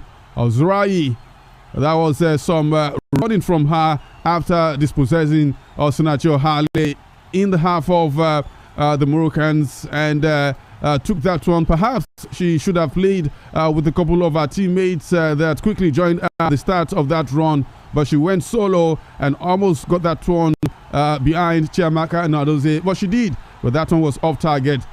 Going to the Super Falcons, the game has resumed. 3 minutes at a time was given by the central referee Antino from Namibia, and we are in the 3rd minute of the extra time. A free kick won by the Super Falcons. They are not scared of winning these free kicks, talking about the Moroccans, but usually they commit or concede these free kicks way off their danger zone, and once these free kicks are thrown into their danger zone, they're right there to defend very well, and that's what they've done so far in this tournament. They're still staying sharp, staying fluid, staying focused, knowing that perhaps 45 more minutes to glory land for them as far as women's football is concerned in Africa. Esther Okoronko once again standing behind the ball. I think this will be the final kick. It's been taken. What happens? The goalkeeper takes that one off air, and any moment from now, referee Ancino will bring the first half of this one to an end. And yes, she's done that.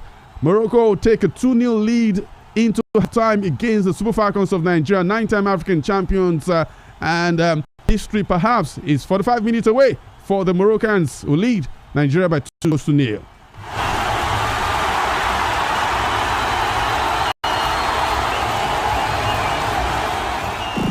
Discover, enjoy music that touches the soul and moves the body on Champion 90.7 FM. You are listening to Champion FM 90.7. Enjoy music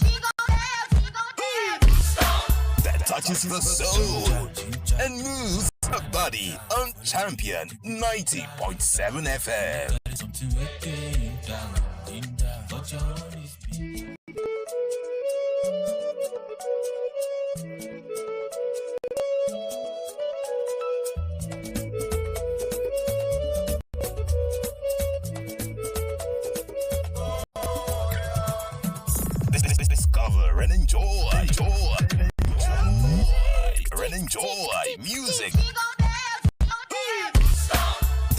touches the soul and moves the body on Champion 90.7 FM.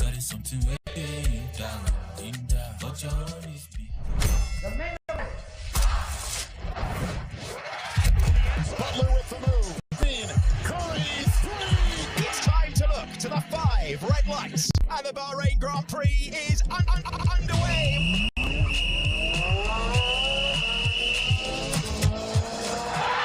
The action is real. The adrenaline is pumping. And sports is never ending. Enjoy the ultimate showdown in sports talks and updates on Champion Sports with CCC on the MIC Kufre Epe on Champion 90.7 FM. Join in every Monday to Friday from 5 p.m. to 6 p.m. as we bring you the latest scores, breaking news, and expert analysis and perspective.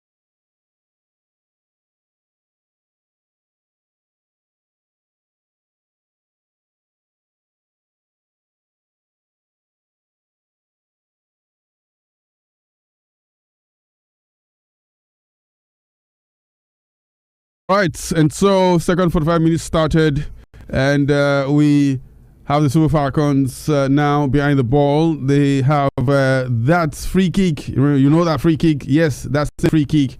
Esther Okoronkwo to take that one. Rashida Ajibade was brought down, and she will take this one. 1, 2, 3, 4, 5, 6, 7. Super Falcons player will try to attack this one from Esther Okoronkwo. She's going to go long, although Rashida Ajibade is there with her. And of course, well defended by the Moroccans. That was a good one. First touch by the Super Falcons, but the Moroccan defense cleared the lines. Super Falcons have a throw in on the other side of the pitch. Ashley Plumter will take that one. She will take it short. Okay, now she wants to take it long. She's taking it towards Ijami Lucy there, and no one at all connecting with that one. That was a stray ball going in the direction of the goalkeeper of Morocco. She's had a fantastic game so far, in the sense that she's not been disturbed by the attack of the Super Falcons. She's not been called to action like that in this one. And the Super Falcons seems to have started on the front foot. Chewin Ozo sent one in, no one there. Goalkeeper punches that one out of the 18-yard box. Moroccan player down on the turf. She's getting back up, but the referee has just called for medical attention for her. Jude, definitely the Moroccans know that they have to manage this game from the second half, from this moment on, since they are on the front foot in terms of goals in this final. And you want to agree that the North Africans know how to do that. Of course, Kufri, of course. You know, there's no urgency for them. Of course, they're leading 2-0. Of course, when you look at the way the game is, they just have to do whatever they have to do to wind down the clock. And that's what we're seeing here. It's tactical. It's tactical, and that's what we're seeing here. So Super Falcons have to be very smart, and they need to come out now and play for everything and give their all in this game. And I think with one goal, of course, a lot of things might change. I might get to see a different approach in the game. All right. Free kick to the Moroccans. It's been taken deep into the half of the Super Falcons. Ashley Plumter, Alimatu Anyide in there. They've won possession of the ball. Deborah plays the ball towards Michelle Alozie. Alozie finds Sue. Deborah back, plays with Rashida Ajibade, but that was a heavy touch from the skipper. The ball bundled out of touch by the Moroccans for a throw into the Super Falcons. Will be taken by Michelle Alozie, prepping for a long one. She takes a long one towards Esther Okoronkwo, knocks the ball back, but just one Moroccan there, and she's blasted the ball out of the half. Rashida Ajibade has the ball, connects with the ball. 2 Moroccans on her. She tries to wriggle her way through, and she's lost that one. Too strong of a ball towards Michelle Alozie, and the ball has gone out of touch. Throwing to the Moroccans. Redouani, jersey number 2 for the host to take that one. She's equally done well on this side. Rattling Rashida Ajibade, stifling her space. Free kick to Morocco. Ogi Vilda backing instructions to his girls. Free kick to Morocco. Not in a hurry to take this one. Redouani, finally she does. Finds her captain down and just seems to try as much as possible to win the first and second balls. Looking like the same way they started, but played second fiddle to the Moroccans, who are easily wriggling their way out of the triangles of the Super Falcons. Esther Okoronkwo has got the ball. He's got one Moroccan. She beats that one, who tumbles on the turf, crosses very poorly. Done cross. Michel Alozie pursues, crosses, and straight into the waiting legs of Benzina, the Moroccan defender with the scarf. She's done well in this one. And she was there to defend that cross from Michel Alozie. The hunger from the Nigerians seems to be spurring them on in the second early exchanges, early minutes of the second half. Hopefully they can get a goal inside the first 20 minutes of the second half. Rashida Ajibade has an opponent. She's committed an infringement in that process. Morocco wins a tactical free kick, almost very close to the 18-yard box. Msudi drawing that foul from Captain Rashidat Ajibade. They will have a few seconds of breathing space. Jersey number 14 for them. She's left the ball for the goalkeeper to relaunch the ball into play, and she's done that. And that was done waywardly, so to speak. Christine Ogevildao, not satisfied even with a 2-goal lead. Constantly on the minutes, rallying his troop, his girls, not to take their eyes off the ball against the Super Falcons of Nigeria, who have got some very skillful, talented individual players. Here comes Morocco through captain Ghislaine Chebak. She's been quiet for about a minute in this second half of the game. Morocco losing possession of the ball to Nigeria. Michel Alozie picks that one up, plays with Tosin Dimei. They need to quickly get the ball out of the half into the half of the Moroccans with some quick, precise decision and passes respectively. But on that occasion, they've lost possession of the ball back to the Moroccans. Nigeria wins the ball back on the counter. Esther Koronkwo crosses towards 2, and that's Benzina once again stopping that one. She's been the last defense for the Moroccans, and she's done a yeoman's job clearing the lines for the Moroccans, and she was called to duty once again on that occasion, stopping the Super Falcons from making anything out of that attack, throwing to the Super Falcons. Yes, Kufri. We've talked about the playing ability of the Moroccans, and we've seen in these early minutes of the second half, how they pass their way out of the Nigeria press. How they just pass their way out of the Nigeria press. I think Madugu has to do something, and what he has to do is to make an attacking change, because offensively Nigeria.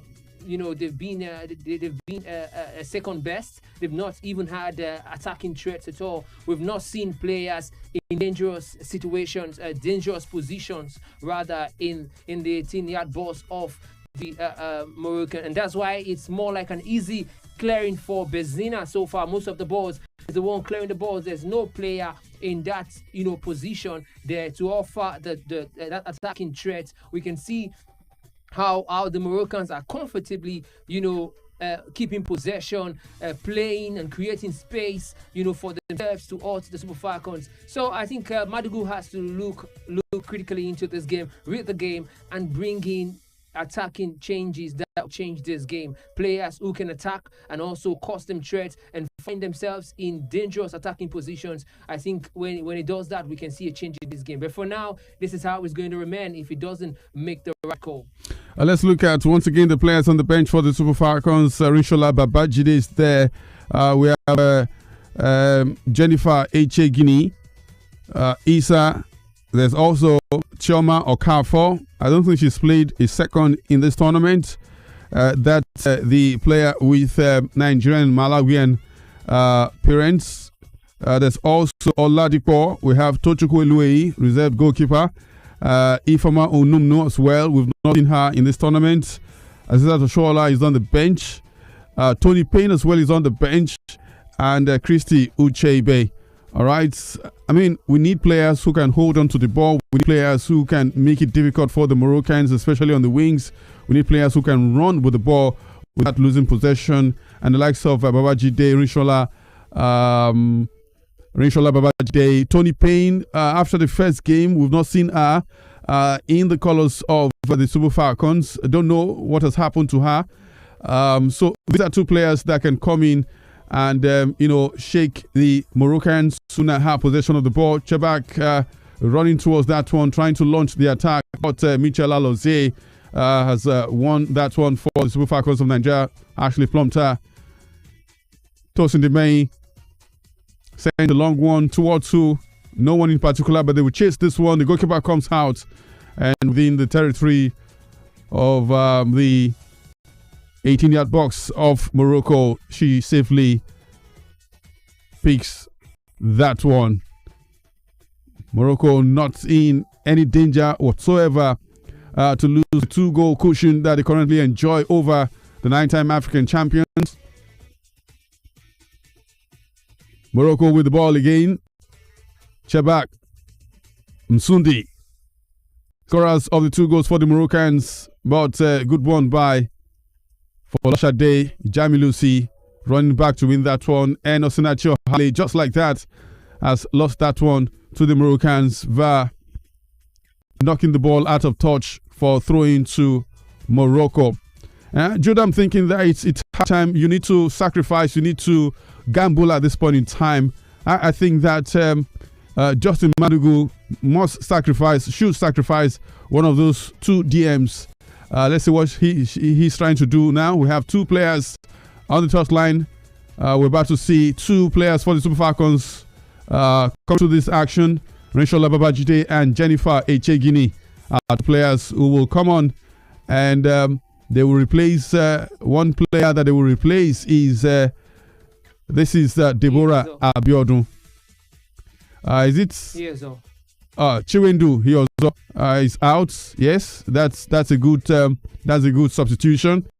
Of course, Babajide Rinshola has replaced Chiwendu also, and Halimatu Anyide has been subbed off for Jennifer Echegini. All right, 2 substitutions done rightly given the situation. Let's see, Jude.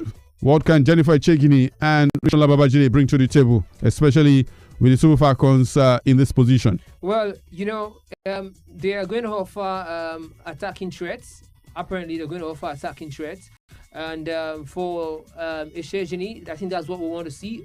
But knowing that, what's her name? That just left now, Limatu. Like I told you from the beginning, that she has not had the best of games. She caused the first goal. I'm not going to pin the goal, that's blame on her solely or squarely, but we've seen that she has not been the best of herself, and she has been a weak link in this particular team, and in this game as well. So it's quite a good substitution for the Super Falcons, but I think we need more attacking players. Especially the likes of what's her name? Okonkwo. We've not seen much of her as well. So I think that we need changes, and he has to, give out instructions to these players to go into dangerous attacking positions, because without that they won't get a goal. That's why we've not had goal scoring opportunity. I think George Vidal, he has done his part tactically to see how he can neuter the Super Falcons, and he has done that very well. We've not seen the Super Falcons, really attacking the way they've done in this particular this tournament. So in this game, they've not been the Falcons that we've seen attacking wise. So Madigu has to ring up the changes again, bring in players, that we change this game. All right, currently, the referee has consulted, or is currently in communication with the VAR guys, checking if there was a handball against Benzina. All right, we're waiting for that to come through from the VAR booth, and that's why the game has not resumed. The last touch was towards Benzina, but they will also check if there was an offside against that Nigerian player, or if the ball had gone off before it was kicked and it hit the left hand of Benzina, the Moroccan defender, We're still waiting for the outcome of the communication between the center referee and the VAR team. All right, so once they do, we'll let you know. Currently, the game is paused for that to happen. The referee will go check the VAR screen. Maybe not. This will be some level of respite for the Super Falcons. We'll wait and see, but more often than not, Jude, quickly, when the referee is summoned to the touchline to go check the VAR screen, it is to go perhaps confirm that a decision should be taken, and we'll wait and see what happens from this one. Yes, of course, Kufri. It's definitely a penalty. Looking at the swaying hand there, so definitely a penalty. And I hope that the referee, make the right call. So I think it's a penalty unless the ball has gone out from what they're checking now. Yeah, from Folashade Jamilusi's kick. Yeah, unless the ball has gone out. You can see Alec outside the line, but let's see what the call will be. But whatever, if the right call and the Nigeria gets a penalty, I think it's more like. And so the referee is coming out. So let's see what she's going to decide. Referee Ancino from Namibia, and trying to play the ball in, and the ball hitting the hand of Benzina, who's been fantastic in this game for the Moroccans. And now the Super Falcons will have some level of respite in this game. Nigerian fans inside the stadium are excited, but again, it's 50-50. From this kind of position, from 12 yards, Esther Okoronkwo has been given the opportunity, the mandate to handle this one. And she will be up against the Moroccan goalkeeper. We've seen the Moroccans enjoy penalties in the tournament so far, about 3-4 of them. They've converted those ones. This time around, they are on the receiving end. Esther Okoronkwo, the top assist provider in this tournament with 5, can add another goal to her credit in this tournament. If she's able to convert this one, she's up against Khadija Emichi, who plays for FAR Rabat women's team in Morocco. She's considered a couple of goals, about 5, if not more, in this tournament. Is she going to add one to her bucket list? If you understand what I mean by that, Esther Okoronkwo steps and she takes it. And she scores, well taken, and the Super Falcons have halved the deficits against Morocco. 60. We'll just take a time to see what time she did that. We're talking about 65 minutes on the clock, and the Super Falcons have responded to the goal of their own, but they still trail. They still have a deficit to make up for. Well taken penalty from the spot by Esther Okoronkwo. Yes, Kufre, it's a very good penalty, sending the keeper the wrong way, and of course it's more like a game on now. So there is still hope, and they just have to keep the shape, keep the structure, and when attacking, so they don't catch them on the break. So I think it's a different game now, and that's what one goal can do. Of course, it can swing the momentum, it can swing the direction of play, and we hope to see that in this game. And we also hope that the players that have been brought into the fray, can contribute their part attacking-wise to see that the Super Falcons are back up. All right, I did say earlier that if the Super Falcons can get a goal in the first 20 minutes of the second half, maybe they will have a shot in this game. They've done that. What next for the Super Falcons as they continue to chase this one? 2 substitutions done, rightly so, by coach Justin Madugu. The intensity of the Super Falcons since the start or the restart of the game has been impressive. Got a penalty called, go their way in the process. Converted the penalty kick from 12 yards out. And now a bit of anxiety on the shoulders of the Moroccans. Just one goal separating the two teams. The Super Falcons must ensure that they don't concede a third. And same breath, must do what they can to equalize, restore parity in this final game of the 2024 Women's Africa Cup of Nations. They've won throwing in the process.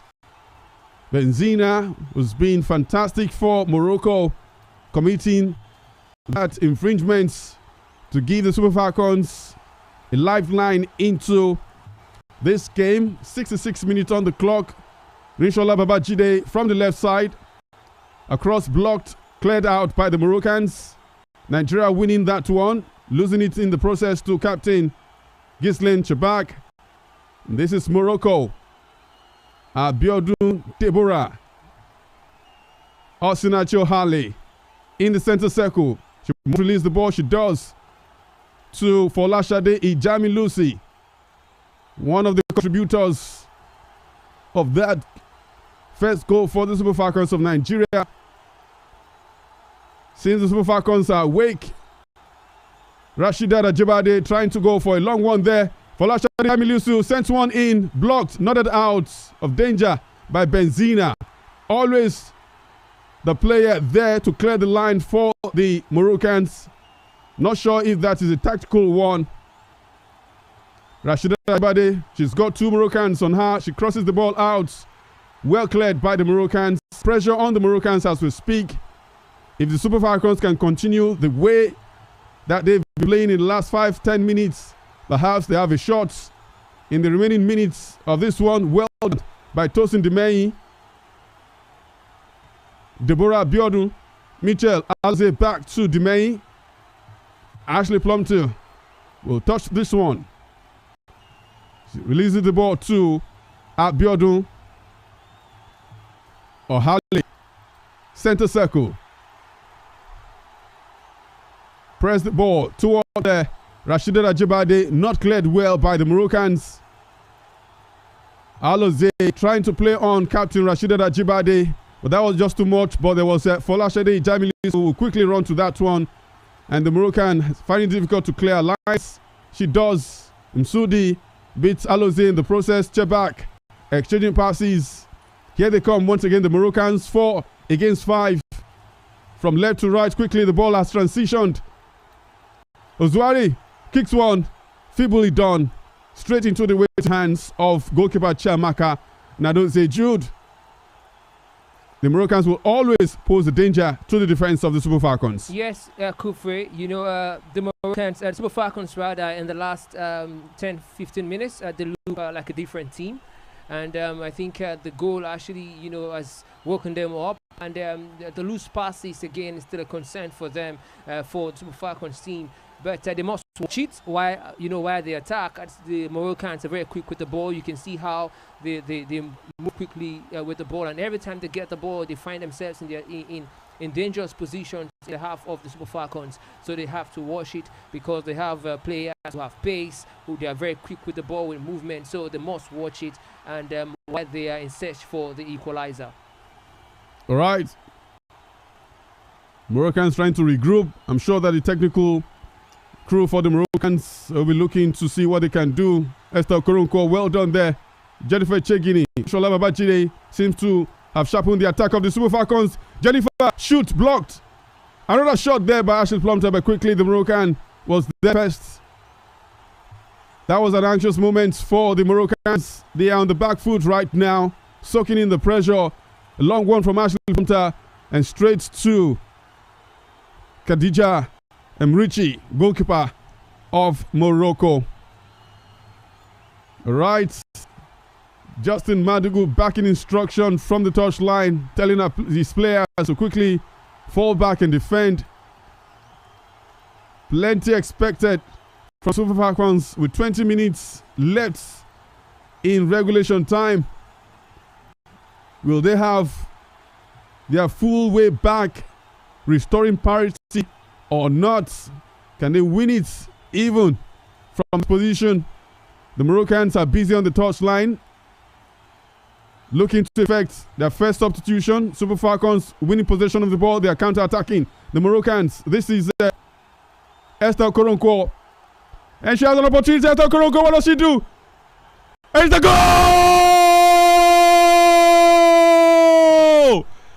Equalizer for the Super Falcons of Nigeria. For Lashade Jamilusi. Well connected. Pass from Esther Koronko, who was not self to go on her own. She had 3-2 teammates inside the 6-yard box of the Moroccans. She decided to give her teammates that opportunity. And Esther Jamilusi was right there, poked that one in. It's 2-2, parity restored. Super Falcons players having some tete-a-tete amongst themselves as we look to relaunch the pass. The Moroccans were in tatters talking about their defense. Well done by the Super Falcons. They have risen like the phoenix from the ashes, and it's game on. Yes, of course, it's game on. From this moment on, it's proper contest, Kufre. And we, of course, now you see what changes can do.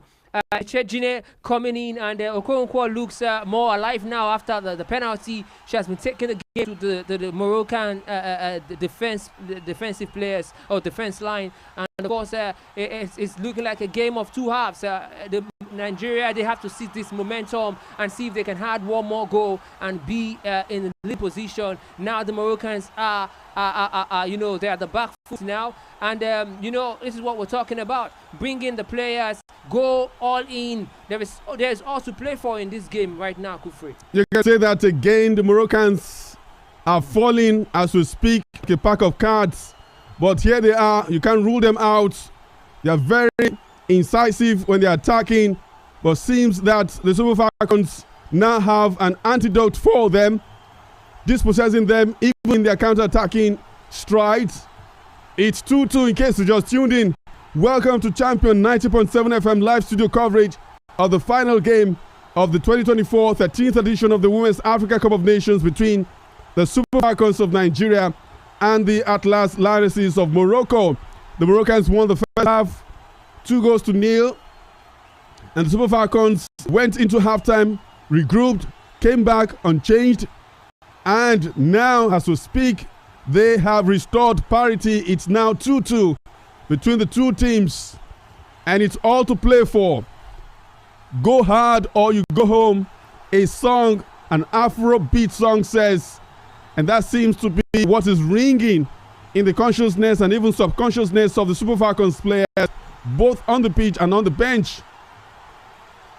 What can they do? Can they turn the situation around and lead for the very first time in this encounter? It's left to be seen. 73 minutes on the clock, 74 minutes on the clock. Still plenty more to play for in this one. If the Super Falcons can just take advantage of being on top of the game now to score the third goal, that will be wonderful. But if they can't, they must ensure they do not concede. The Moroccans have made their first substitution in this game. 75 minutes on the clock. It was a bit of an infringement or injury to Rashida Rajibade, and so the game was paused, and now we're back to action. Another Super Falcons player has gone down. I think that is Folashade Ijamilusi. She went for a 50-50 ball, but she came out hot in the process. That should be Abiodun, Deborah Abiodun. Hope it is not serious. Medical attention has been called for the player. What do you think that the technical crew of the Super Falcons, this is an opportunity for the Super Falcons to recalibrate and ensure that their heads are in the right places. And that was a toe injury. Hope it is not too serious that she won't be able to continue this one.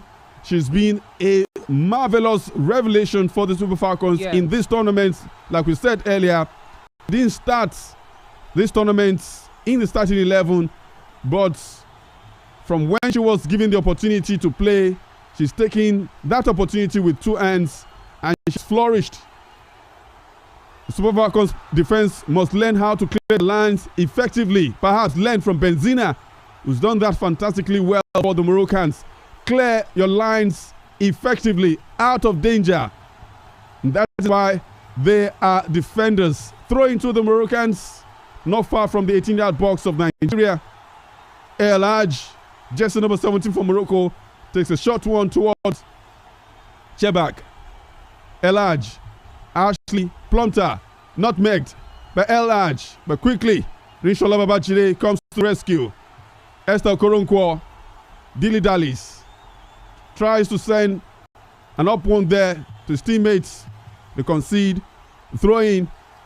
Morocco will have to restart the ball from that side. 4 goals in the final of the Women's Africa Cup of Nations. Maybe it was expected, maybe not. But this Jude is living up to a final of a major football competition like this, the Women's Africa Cup of Nations. Yes, Kufre, it's a game of 2 halves, just like we've seen. And, 2-2, first half, 2 goals to the Moroccans. And second half, the Super Falcons, came back. And, of course, they are even now with 2-2. And, it's of course a proper final, if you ask me. Of course, not just with the goals and also with the performance, the play from both teams. They all got to win. So it's a very, very good final. I think one of the best games we've seen in the tournament, if not the best game so far in terms of end-to-end stuff. From hopelessness to hope. Hopefully, we can have another adjective for the Super Falcons if they can see this one across the line. The Moroccans have a corner kick, hoping that the Super Falcons defense can deal with this one. Captain Chebak will take this one for her team. Taking, parried, danger not averted. The Moroccans trying to be cheeky. They must really watch it. Another corner kick conceded by the Super Falcons. Jude, the Super Falcons must learn how to clear the lines. No G3 and no Azeda Shola is in. I think that was an injury to Folashade Ijamilusi that will not see her back in action in this tournament since this is the final, and Azeda Shola has replaced Folashade Ijamilusi. Super Falcons penalty as awarded. Penalty awarded to the Moroccans for handball. And the Super Falcons players are protesting all around the referee, protesting that one. Let's see that incident for a second time.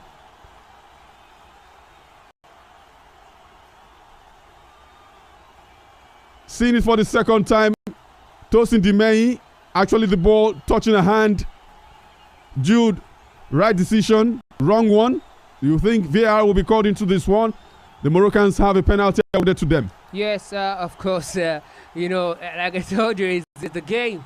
And I was about saying it, Kufre, trust me, that they should watch their, their flailing hands and not allow penalty. But, the referee for me, I think, has made the right call. It's a penalty because we saw our hands there flailing.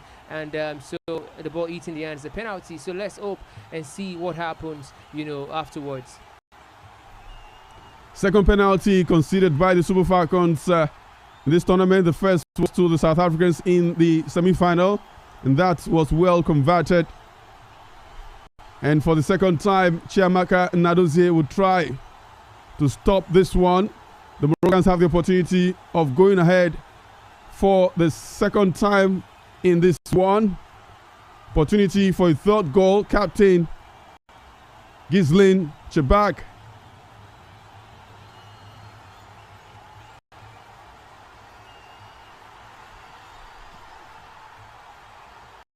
Still waiting.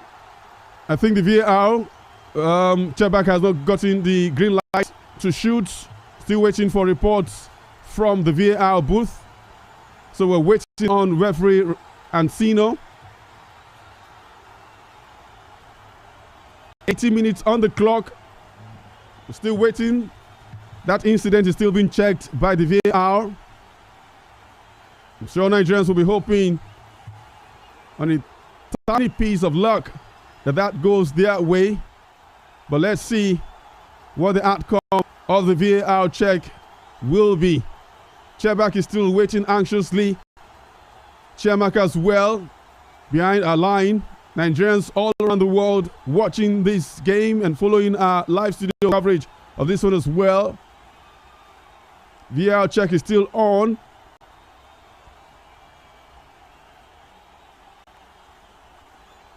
The Moroccans have had plenty of penalties awarded to them in the course of these tournaments, and they've converted all of them. Will they convert this one? We are still waiting for the reports of the VAR team. And the referee will go check.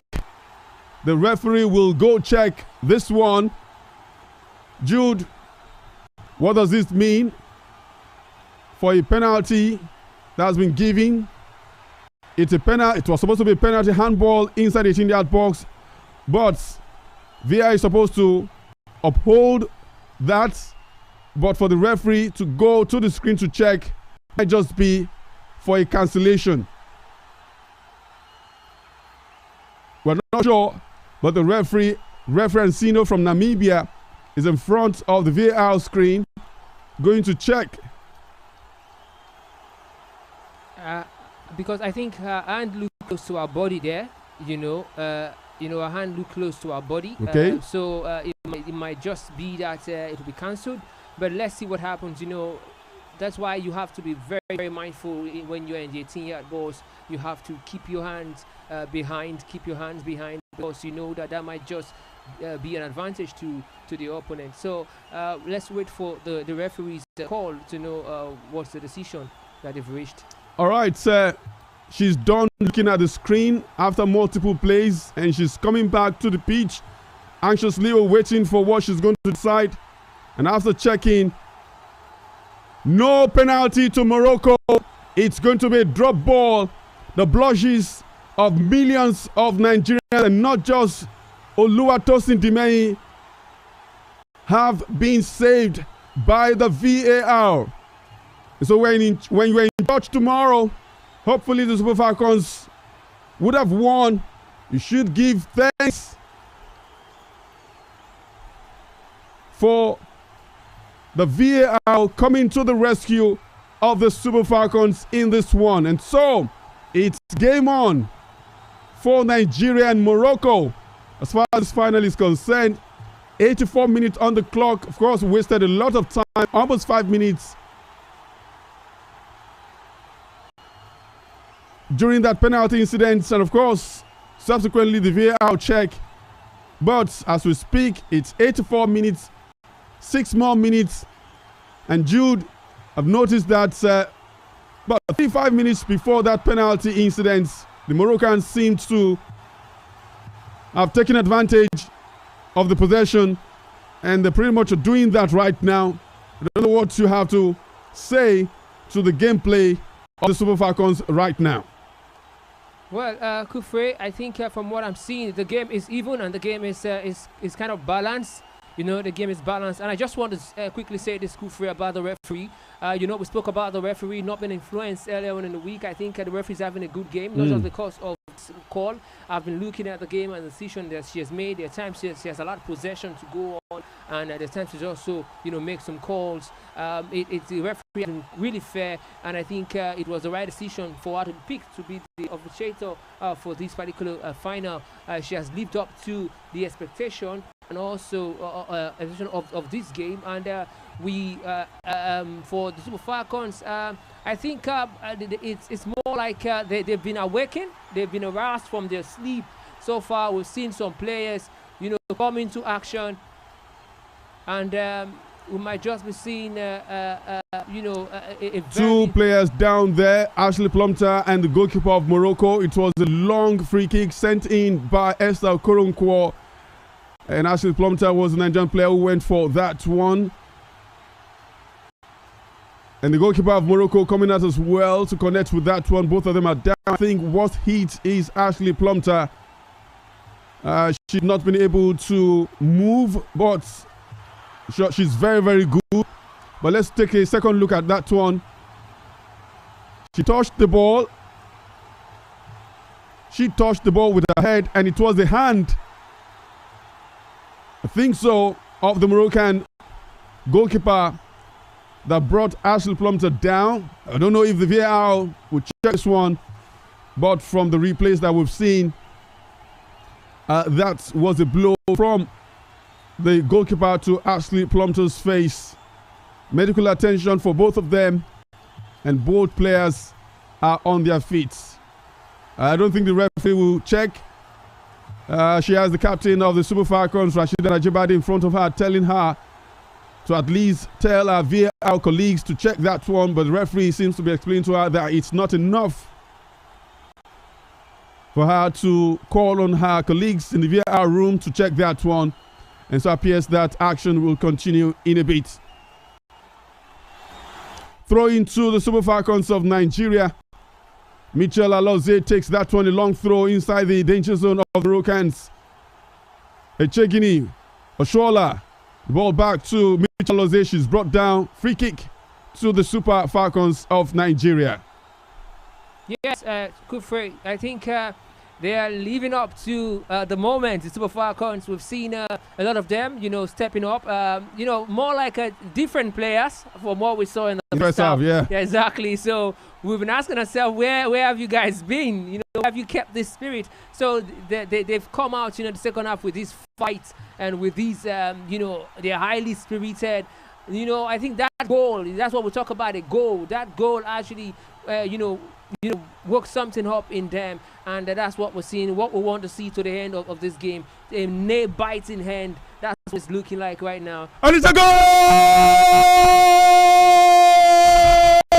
Golazo!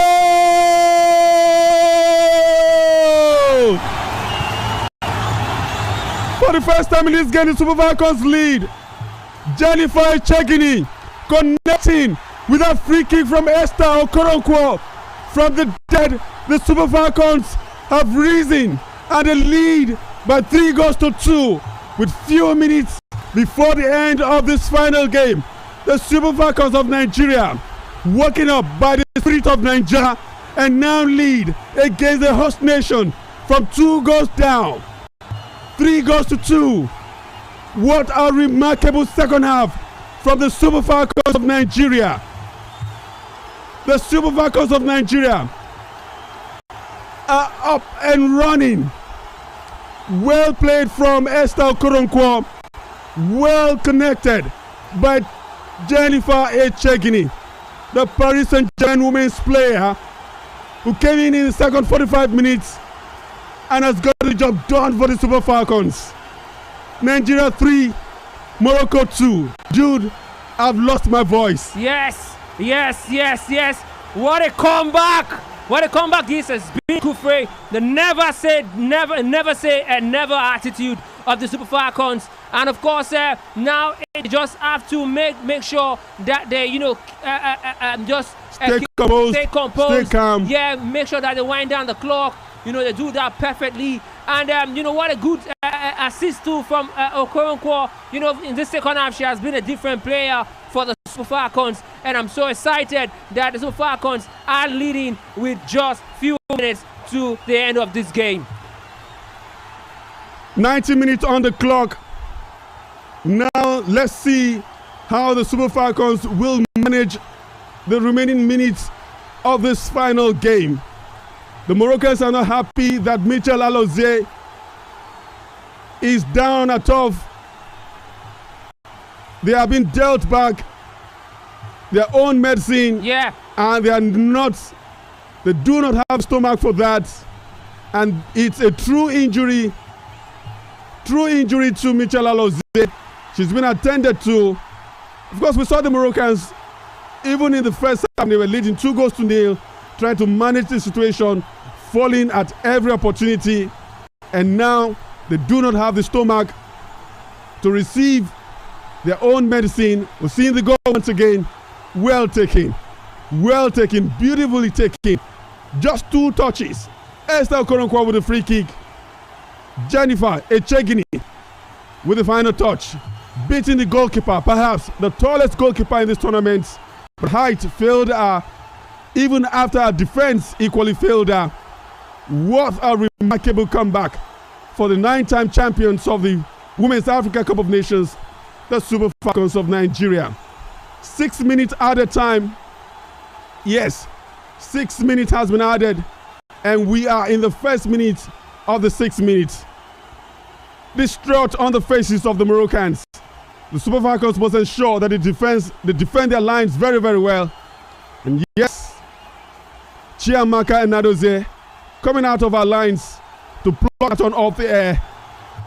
Safely handling that one for the Super Falcons of Nigeria. They must maintain the steam.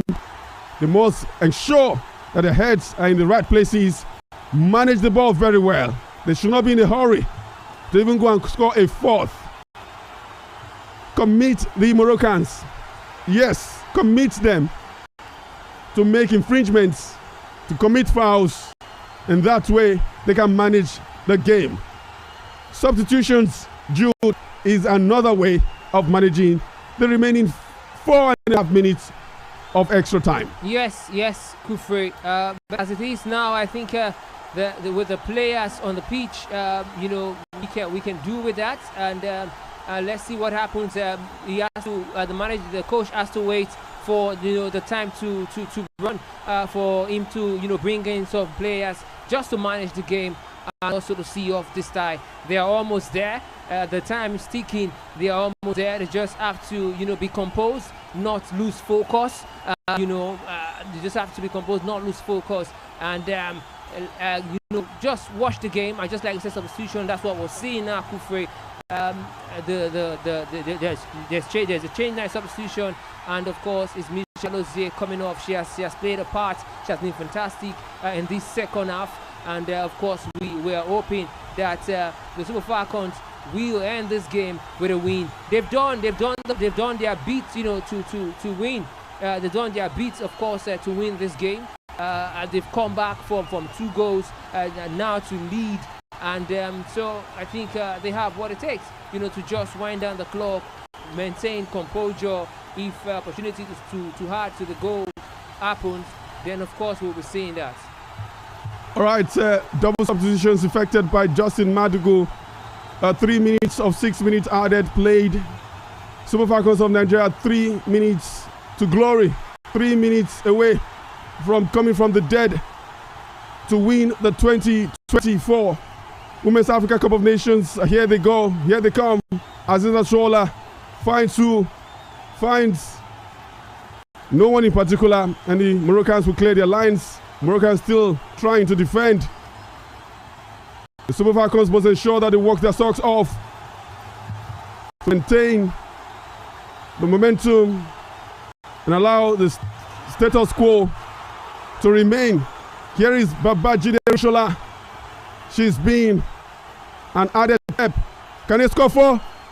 And no, Rashida Rajabade almost took life out of the Moroccans. Out of the Moroccans on the pitch.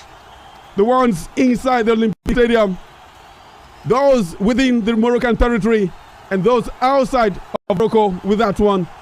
But thankfully, Benzina has been a fantastic player for Morocco, defending that one once again. Corner kick to the Super Falcons of Nigeria. We are in the 5th minute of extra time. 6 minutes extra time given, and we're in the 5th minute. Mission X was almost dead and buried after the Moroccans scored and won the first half. But right now, might be Mission X accomplished with 1.5 minutes left in the final. Rishola Bajide, if you need to take a yellow card on that one, please do. Oge Vidal, not knowing what hit him. Yes, we can tell you that it is Nigerian Otumokwo. From all the villages in Nigeria coming together to concord that one. It's the last minute now. They just have to keep. Yes, it is. Keep a cool head. 15 minutes, 45 seconds rather left from the 6 minutes at the time. Throw into Morocco, inching closer to the 18-yard box of Nigeria. Another throw into them. 30 seconds left. Defend with all your life. No free kick. Ball played out of danger. Rashida Aziza Shola rather gets the ball back. Morocco wins possession. A high one there towards goalkeeper Chiamaka Nadozie. 10 seconds left. 10 seconds left. 7 seconds left. 3 seconds. It's all over. 6 minutes done and dusted. And Sino, over to you. And yes, the Super Falcons of Nigeria are 10-time winners of the Women's Africa Cup of Nations. And they have done the unthinkable.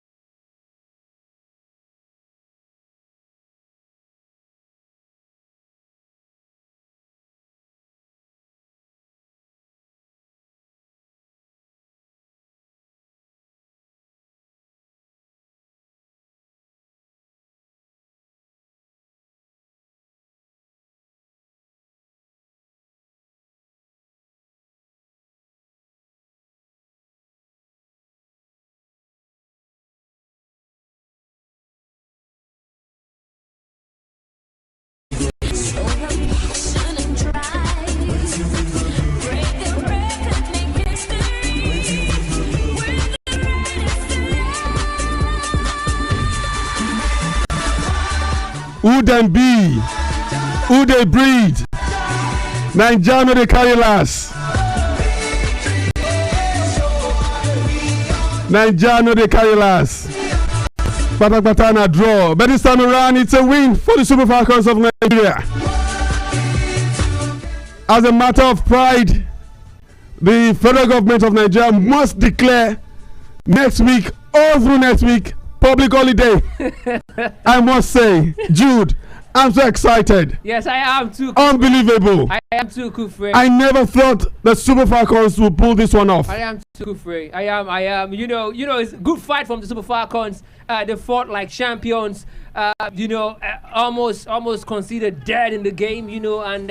And guess what? They came back to life and they turned a game that was almost gone on its head. And they are walking. And they're working as a champion. Mission S has been accomplished in style. Filled with drama, with tears, drama, with emotions, yeah. And with pride. With pride, of course. National pride. I must seize this opportunity to dedicate this victory to David Songs. David Songs, you said it. David Songs for president. Yeah. David Songs for president. Wherever you are, take a bow. Yeah. We gave our hearts for you. Yeah, you said they were going to come back, and they did eventually. I think it was your spirit that connected with that of the Super Falcons players and the team. Exactly, David Songs. All the way from Nigeria to Morocco. And we saw what happened in the second 45 minutes. A different they came out different from what we saw in the first half. Came back to life. Substitutions were right. Exactly. Finally, everything gelled in the final 45 minutes of this tournament for the Super Falcons of Nigeria. We even saw some Super Falcons players crying, tears of joy. And of course, player of the final goes to Esther Okoronkwo. She was fantastic in the second 45 minutes. Exactly. She's been fantastic in this tournament. And she's a strong contender for the player of the tournament. Exactly. Alongside Chemak, Ghislaine Chemak. Yeah, Chebak. Yeah. Fantastic end to the 13th edition of the Women's Africa Cup of Nations right here. Excitement all over. Excitement in the hearts of Nigerians all over the world. A remarkable achievement. A 10th record extending Women's Africa Cup of Nations title for the Super Falcons of Nigeria. 10 times in the final of WAFCON. 10 times champions. You cannot beat that. Yes. The most successful national team on the African continent, the Super Falcons of Nigeria. Yes, they did concede for the very first time in open play in this tournament. Its final game, they did concede, go behind first in this game, but they showed the world, including the president of FIFA, Gianni Infantino, who is right there at the Olympic Stadium, that football, women's football on the African continent resides in Nigeria. What a way for the 2024 Women's Africa Cup of Nations to have ended.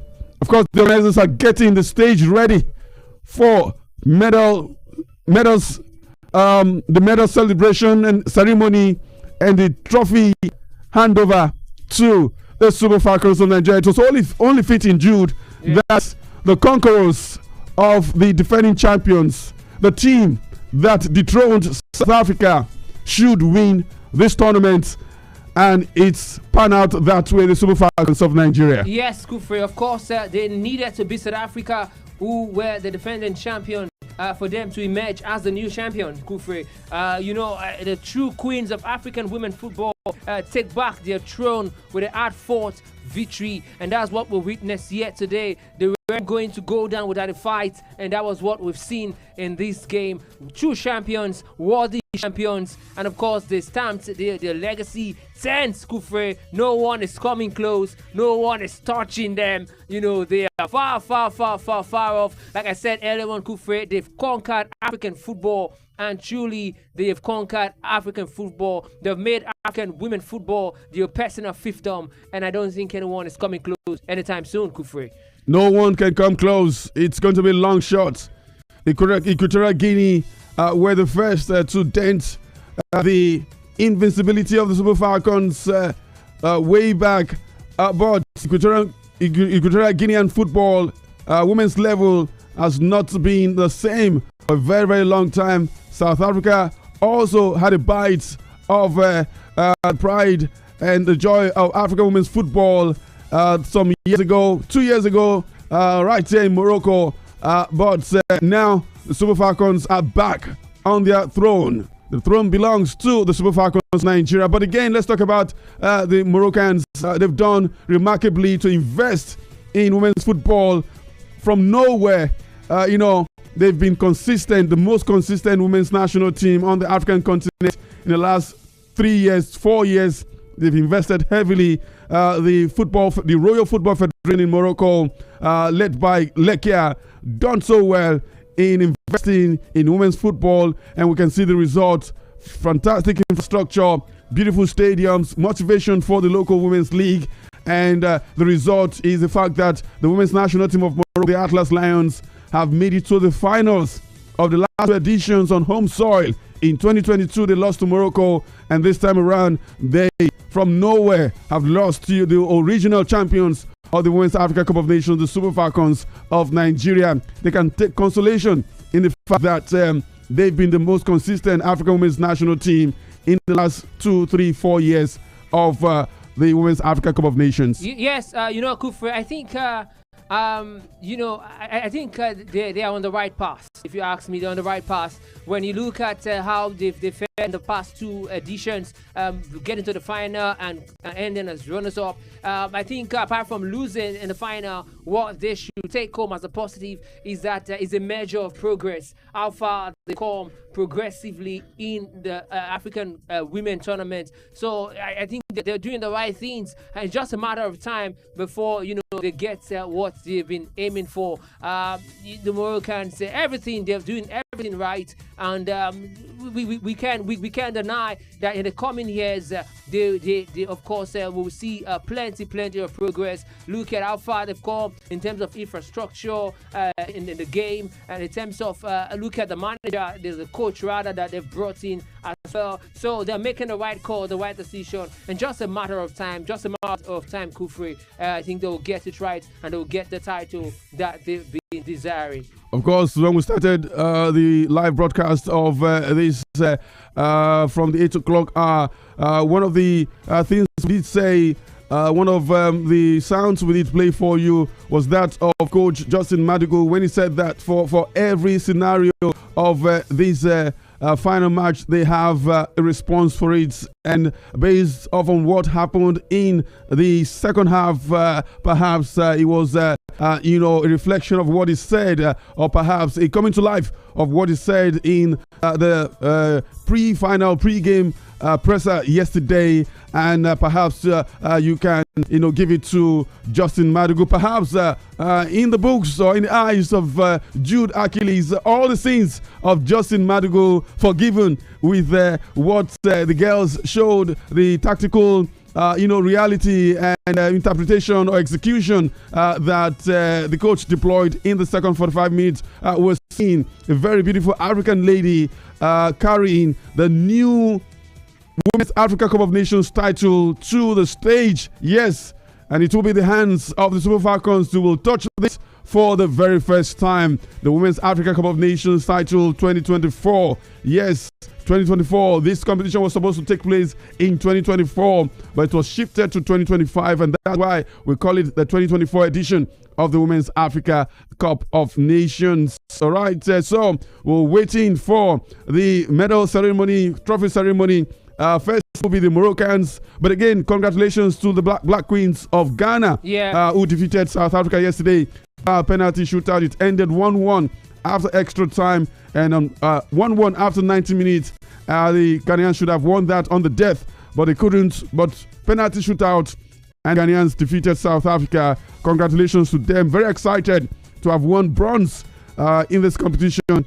And maybe end of the road for this generation of Bayana of South Africa. We'll talk more about this on Monday, but let's stay with the trophy and the medal ceremony about to start. But before we get into that, before the dignitaries come onto the stage, let's just quickly read your predict and win entries from our SMS platform. All right, we did say earlier, I think we read two earlier, where Prince Uche Chukwu Bernard predicted that Nigeria would beat Morocco by 3-1, and that didn't happen. It was 3-2. And of course, Mrs. Johnson Bola from Idimu, Lagos, predicted that it would be 1-1, and also predicted 3-1, but that one will not come through. All right, Michael Johnson from Ikotun, Lagos. We can see the president of the Nigeria Football Federation, Ibrahim Gusso, right there celebrating on the stage. Michael predicted that Morocco would beat Nigeria by 2-1, and that did not happen. Okay, 2-1 in favor of Nigeria. This prediction came from Paul Bassi Daniel from Mangro in Agege. Okay, that one, definitely you know what it is. 2-2 will be the scoreline, followed by penalty. Nigeria will win. Onoshola Olubumi Samuel from Ogba. That one was wrong. Wrong, absolutely. Okay, let's move on to the next one. Nigeria to beat Morocco by 3-0 from Abolaji Toib Adekunle from Mojoda in Ikorodu. Okay, another wrong prediction right there. Nigeria 1, Morocco 0 from Ayodele Babatunde. Wrong. Nigeria 2, Morocco 0 from Adetimei. Another wrong predict and win entry. Let's move on and bring you another one. Nigeria to beat Morocco by 3-2. We got this one, and this one came through. We're checking the time. 8:49. 8:49. 8:49. Oh, 8:49. Yes, our first winner. Our first winner. We take it. We'll give it to. Rarely are we going to see those who get it correctly. So let's give it to him. All right. Oketayo Oluwafemi Johnson from Abule Joko in Ogun State. Congratulations to you. You got it right. Nigeria defeated Morocco by 3-2. And your phone number is right there. We'll get across to you. We can also see Samson Adamu, the son of Amos Adamu, is part of part and parcel of CAF right now, coming out with the likes of the president of the Confederation of African Football, Patrice Motsepe, and of course, president of FIFA, World Football Governing Body, Gianni Infantino. We can also see the president of the Royal Moroccan Football Federation, Lakia, on the stage as well. All right, let's continue.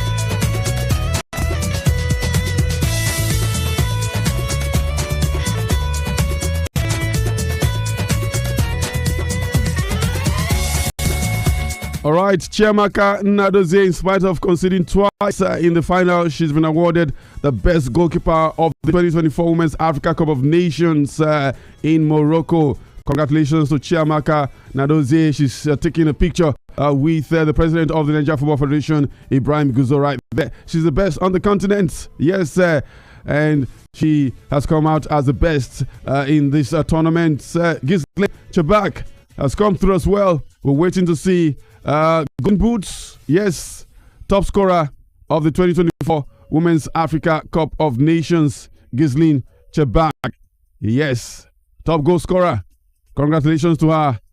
She's been consistent, captain fantastic. She was player of the tournament in 2022, and now she's a top scorer of this tournament in 2024. Let's see who will win the player of the tournament. We can also see the chairman of the National Sports Commission, Alhaji Shehu Guso, Rashidat Ajibade, looking like she will be crowned the player of the tournament. Yes, she's in between these two presidents of CAF and president of FIFA. Rashidat Ajibade, captain, player of the tournament. Congratulations to Rashidat Ajibade. She didn't score plenty goals, but of course, work rates, work rates, and every other thing, fantastic. I mean, three back-to-back player of the matches. The last matches, quarterfinal match, semi-final match, and of course, the last group game against Algeria. Congratulations to her. Of course, taking some very pleasant, warm hugs from the federal government contingents, yes, to the Women's Africa Cup of Nations final. We can see some ministers right there. All right, and of course, time for the referees who officiated the game today to come take their place. Of course, we can see the three players who have won individual awards. Two Nigerian players, Chiamaka Nnadozie, best goalkeeper of the tournament, and of course, Rashidat Ajibade, best player of the tournament, and Ghislaine Chebak, captain of Morocco, top goal scorer of the tournament. Jude, good one for Nigeria at this tournament. Of course, Kufre, the award, best player of the tournament, rightly deserved from Rashidat Ajibade. I told you from the beginning that it should also be in the shout for the best player, for the Women African Footballer of the Year, because she rightly deserved it. Our work rate on the ball and also off the ball, and she's basically the engine room of this particular Super Falcons team. When Super Falcons, are ticking, when the team is ticking, Rashidat is in the heart of everything that is working for them. Widely deserved. Good for it. And for Shebak, she has been fantastic too, with the goals that she scored. Chiamaka Naze, she looks like she came for sabbatical until she was called off that leave in today's game when 2 goals were scored. But then the defense line also needs to be credited as well for the work that they put in this tournament, not allowing any goals. The likes of Dimei, the likes of Ohale, Plumta, and of course Alozie. I tell you that the credit that she's getting must be shared also with the defense line. Those that are playing in front of her, I think they've been fantastic also. And why she gets the kudos as well for organizing the defense. Of course, you will get to see all of these things. I think rightly deserved for Nigeria. Rashida and Chiamaka and others, they rightly deserved. Two fantastic players, and we're glad that they end up with a title in this tournament. All right, we've seen the Ghanaians receiving their bronze medals during this ceremony. Congratulations to them as well. Let's continue with your prediction win entries. Nigeria 2, Morocco 1. This came in from Ayodele Timei. Okay, wrong prediction. My name is Chooks Emmanuel Igbonoba, and from Oshodi, predicting that Nigeria with Morocco by 2-0. Okay, another wrong prediction right there. Let's quickly breeze through. Kayode Odusoya from Owode says that Nigeria will beat Morocco by 1-0. Joshua Brotobo from Adige predicted that the scoreline will be 1-1 at the end of full time. Nigeria to beat Morocco by 2-0. Joshua from Joshua Gibebumi, okay, from Mero, Lagos. Wrong prediction. Friday, Walter predicted that Nigeria would beat Morocco by 3-1. You missed that by Whisker. Friday, Walter. Thank you anyways for sending in your prediction. Nigeria 3, Morocco 1 from Cyril Agbaje Abefe from Ogijo in Ogun State. Another wrong prediction. Nigeria 2, Morocco 0 from Oyekomi Ayobami Victor from Oshodi. Wrong prediction. Okay. Lastly, 2-2 between Nigeria and Morocco before penalty. Bumi Onosola from Ogba in Lagos. So from our SMS portal, just one winner, just one correct prediction right there. Let's move on to WhatsApp as the Moroccans step forward to receive their bronze medals from the dignitaries. All right, so Jude, let's look at this WhatsApp message again. This one is from Bright Okinemoya. I hope I got that surname right. But the message was edited. Yeah. Okay. You said prediction Nigeria to beat Morocco 3-2, and you said Nigeria win by 2-0. And so this is nullified. Of course. And the message was also edited. So this is nullified from Bright deleted messages. Okine Moye, and 2 deleted messages before then. So sorry, you cannot play a first one on us. Okay. Let's move on. Good evening. Morocco to beat Nigeria 2-1. Michael Chukudi from Jakonde. Olanyika Temitope said that Nigeria, Morocco 3, Nigeria 1 from Ibafo. Okay. 2-2 will be the scoreline by penalty. Nigeria winning. Olubimi, I think you sent an SMS. You sent it was something just well. Goalless. Temitope Latunji from Ibafo. Okay. And then you sent another one, Nigeria to lose 2-1. That was when Morocco were leading by 2-0. You guys sure know how to play fast one. I don't know. Nigeria 2, Morocco 1. This one came from what's his name? Taiwo Olalekon. Okay, follow. All right, from Lagos. I'm not wrong prediction. James Ogbebo from Ifako Jai predicted Nigeria to beat Morocco by 2-0. 2-0. 2-1 in favor of Morocco. This is Ndudi Oje from Akute. Wrong prediction. Morocco 1, Nigeria 2. Chooks J from Akute. Phone number. Okay. Morocco to lose by 1 goal to 3. By 3 goes to 1 to Super Falcons. Adiremi Amolegwe from Ikotun. Another wrong prediction. And lastly, okay, not lastly though. Hi guys, nice job. Nigeria to beat Morocco by 2-1. Samuel Abdullahi from Matogun.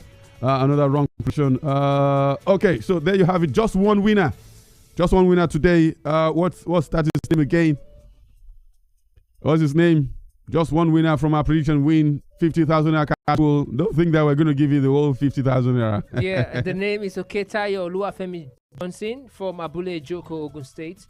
All right, so Jude is going to get across to you. All right, Jude will get across to you this weekend or Monday. But be rest assured that you will get your 2,500 naira. Congratulations to you. And once again, we can't say this enough. Congratulations to the Super Falcons of Nigeria. They are on the stage right now collecting the gold medals from the dignitaries. Good one. Good one. Congratulations to all of them. Congratulations to all of them. They've done resoundingly well. They've done well. And we just can't wait to see how they're going to. They need to be received very well. I mean, if the federal government has sent this federal government delegation to Morocco to go and support them, they must have a wonderful, befitting, rousing welcome back for them. From the airport down to wherever they're going to go to their last stop. It must be a resounding one. And let's have a trophy parade. Let's have a trophy parade for the Super Falcons of Nigeria. Yeah, that would be nice. Too much. Yeah, that would be nice. That would be nice. 10th for that matter. Yes, it should 10th, iconic legacy of Nigeria. Of course, there will be befitting, appropriate security measures, traffic measures, or traffic management measures. But if I were to be the president of Nigeria, that's what I would do. Captain Rashidat Ajibade. Yeah, what a captain, Kufri. First time leading the Super Falcons to the Women's Africa Cup of Nations. She will, on behalf of the team, lift the new Women's Africa Cup of Nations trophy. And it's been carried by the presidents, Gianni Infantino and Patrice Motsepe, to the Falcons team. Okay. Yes, they've handed the trophy to Shida Ajibade, and together with Chiamaka Nadozie, and 1 and 2 and congratulations to the Super Falcons of Nigeria. Yes, it's official. Winners of the 2024 13th edition of the Women's Africa Cup of Nations. Once again, and congratulations to Justin Madigu. Yeah, dressed for the occasion. Dressed for the occasion. Dressed for the occasion. Dressed for the occasion. Now he has entered into his place of glory as one of the coaches, that has won the African Women Africa Cup of Nations. Fantastic for Madigu and of course and the team. 10 times in the final, 10 wins in the final. Kufre. That tells us that they're final specialist. 10 times, 10 wins in the final. Good one. I'm so excited for the team. I'm excited for what they've achieved. They did this against all odds, especially in this game. We saw where they fought back from a place of defeat, which was very difficult. 2 goals down, and they came back up to win 3-2. Good one. Worthy champions, true champions, good spirit, the spirit of Nigeria, you must say. Yeah, the spirits and the power of Nigeria guiding them through. And of course, the prayers of Nigeria. David Songs. Yeah, David Songs. David Songs. Congratulations to you. David Songs, you have an open invitation to come to Champion 90.7 FM. All right, on Monday, we'd like to have you on Champion Sport from 5 to 6. You gave us the inspiration. You gave us the hope when we needed it. Yes, when we needed it, you gave us hope that they can do it. They will do it. And they did do it. So, David Songs, if you're listening to us, or if you know him, you have an open. Let's host you on Monday for giving us hope and for leading us towards the joy and excitement that we feel this moment. And this joy and excitement will permit all through this week, all through this year, as far as this wonderful, great country, Nigeria, is concerned. Once again, congratulations to the Falcons of Nigeria. Thank you so much, Jude, for being part of this live studio broadcast and coverage of the final game of the 2024 Women's Africa Cup of Nations. Special thanks to our engineer, in-house engineer as well, Engineer Michael Ajindu, for helping and assisting us with technical support. Special thanks to the General Manager of Champion 90.7 FM, Mr. Akin Adesoya, as well, for giving us the everything that we need as well. Also,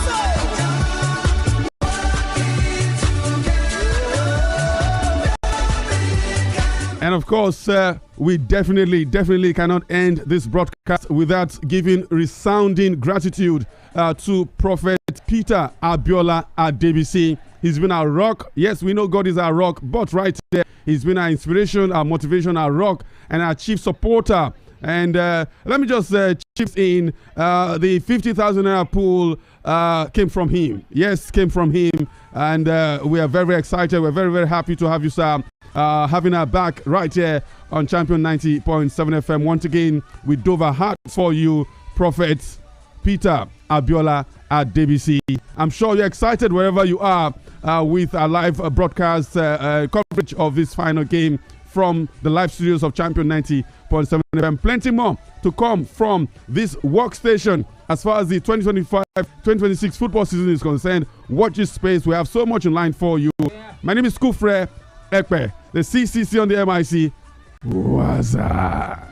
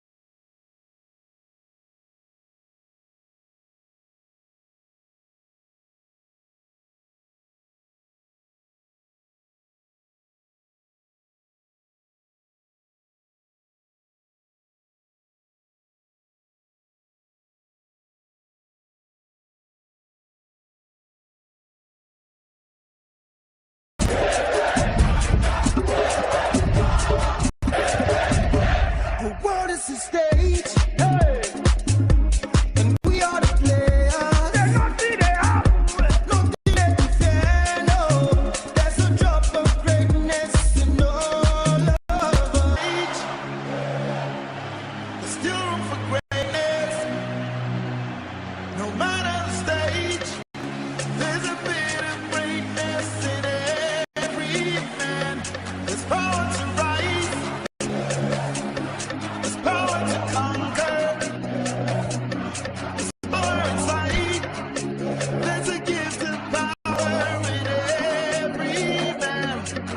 Be the greatest that we can be. We've got power to thrive. Be the champions, make history. Keep the greatness alive.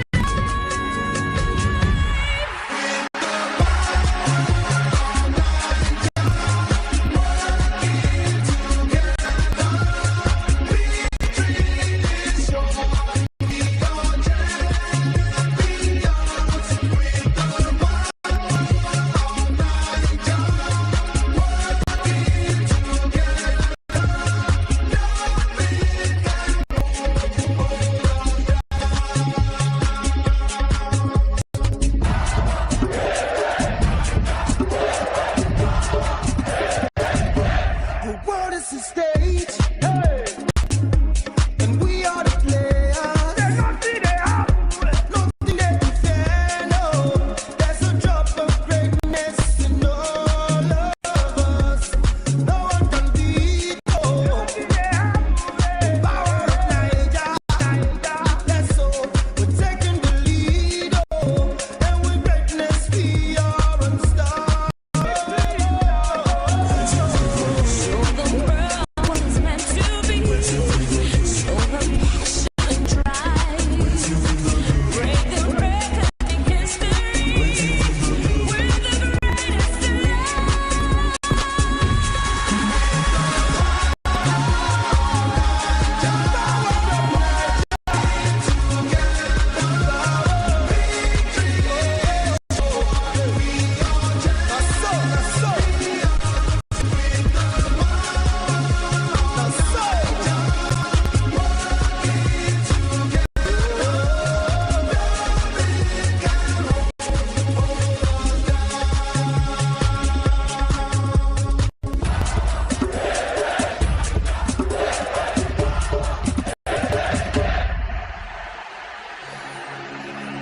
Great defensive tackle.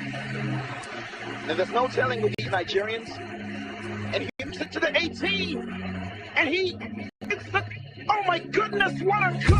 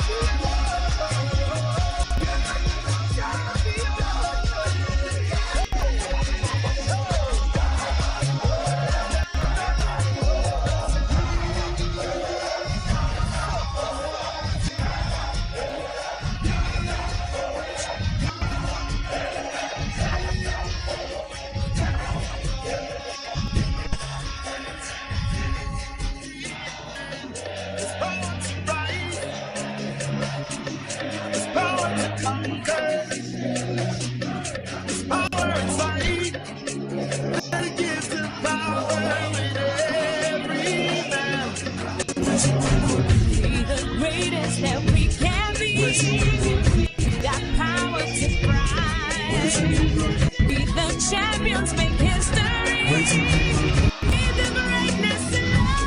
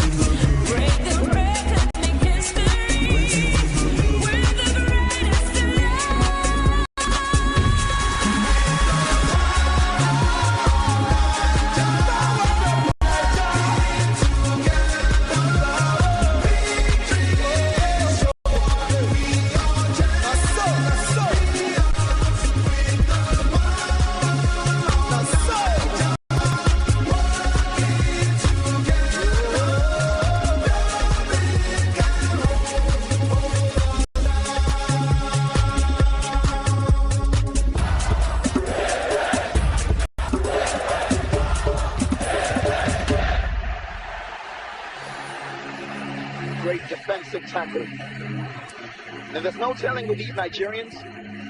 He makes it to the 18. And he it's the oh my goodness, what a goal!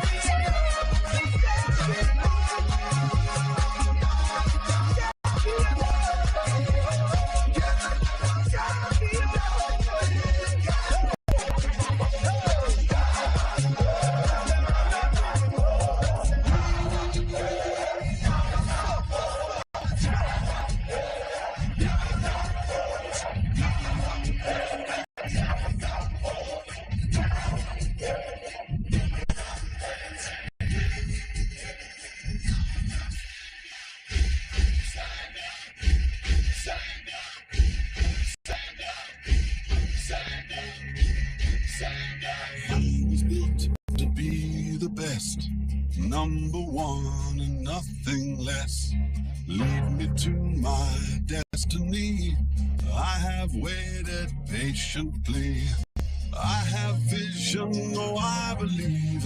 I know I can count on me. So stand up for the champions, for the champions. Stand up, stand up, stand up. For the champions, for the champions, stand up. For the champions, for the champions, stand up. Stand up, stand up. For the champions, for the champions, stand up. Stand up, stand up, stand up. Here we go, it's getting close. Now it's just who wants it most. It's just life, that's how it is. Cause we have our strengths and weaknesses. Oh, I have vision, oh, can't you see? I'm on the move, make way for me. So stand up for the champions, for the champions. Stand up, stand up, stand up. For the champions, for the champions. Stand up for the champions, for the champions. Stand up, stand up, stand up. For the champions, for the champions. Stand up.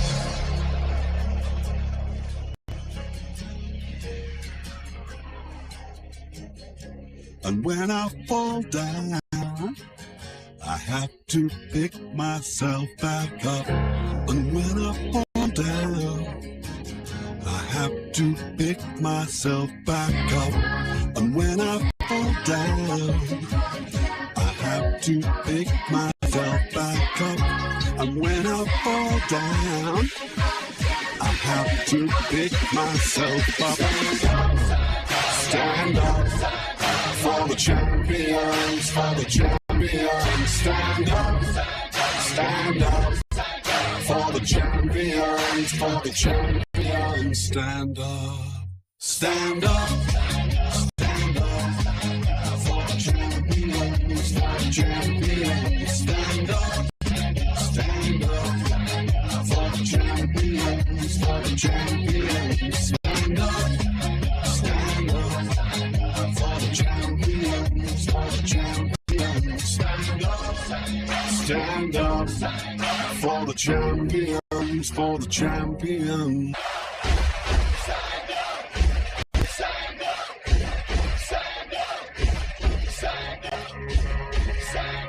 He's built to be the best, number one and nothing less. Lead me to my destiny. I have waited patiently. I have vision, oh, I believe. I know I can count on me. So stand up for the champions, for the champions. Stand up, stand up, stand up for the champions, for the champions. Stand up for the champions, for the champions. Stand up, stand up, stand up for the champions, for the champions. Stand up, stand up, stand up, stand up. Here we go, getting close. Now it's just who wants it most. It's just life, that's how it is. 'Cause we have our strengths and weaknesses. Oh, I have vision, can't you see? I'm on the move, make way for me. So stand up for the champions, for the champions. Stand up, stand up, stand up for the champions, for the champions. Stand up for the champions, for the champions. Stand up, stand up, stand up for the champions, for the champions. Stand up.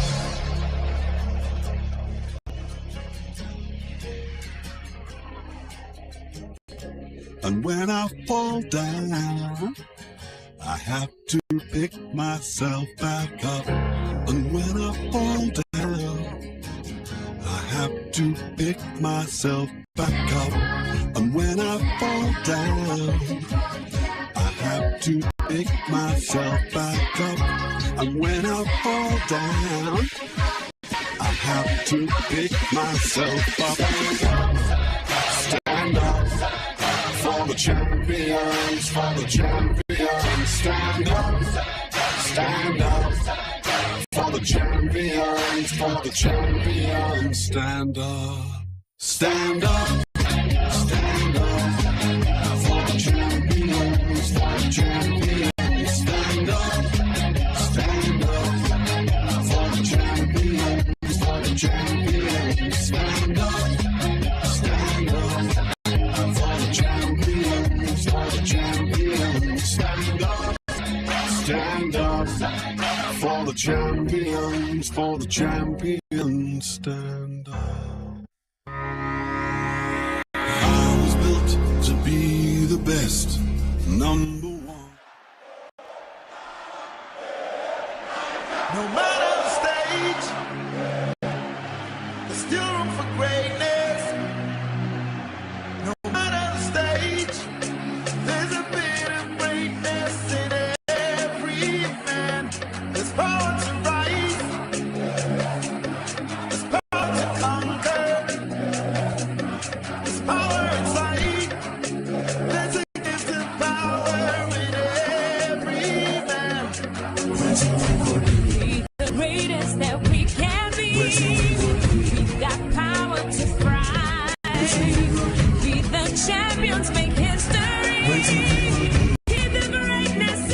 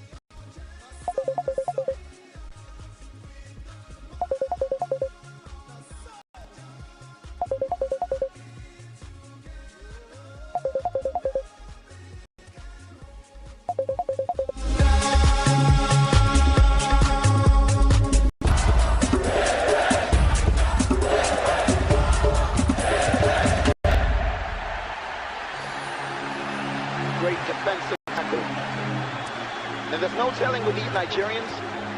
And he makes it to the 18. And it's the, oh my goodness, what a goal!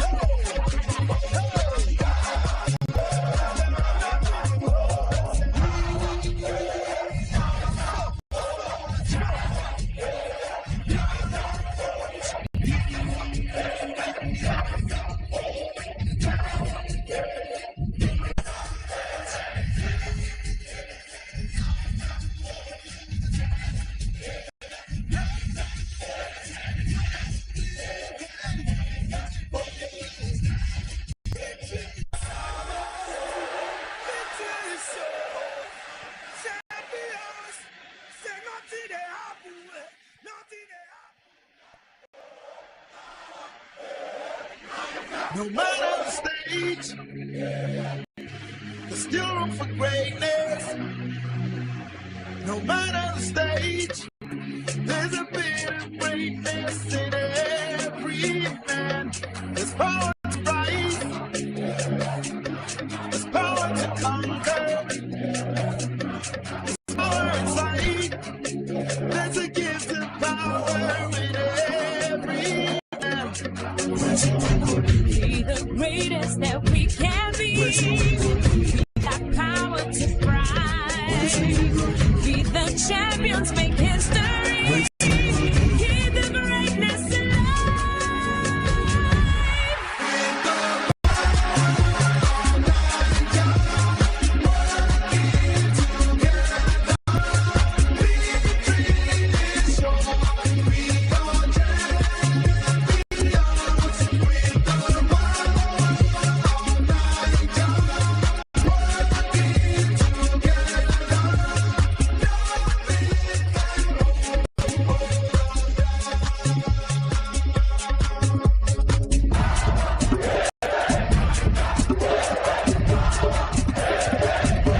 The world is the stage, hey, and we are the players.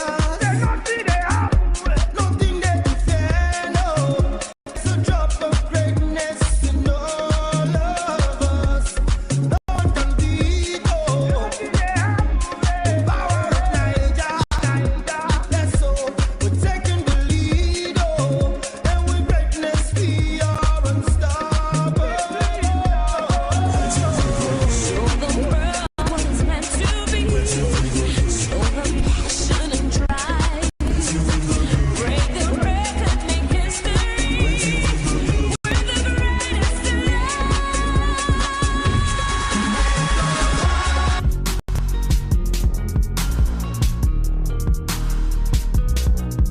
I'm the bunch.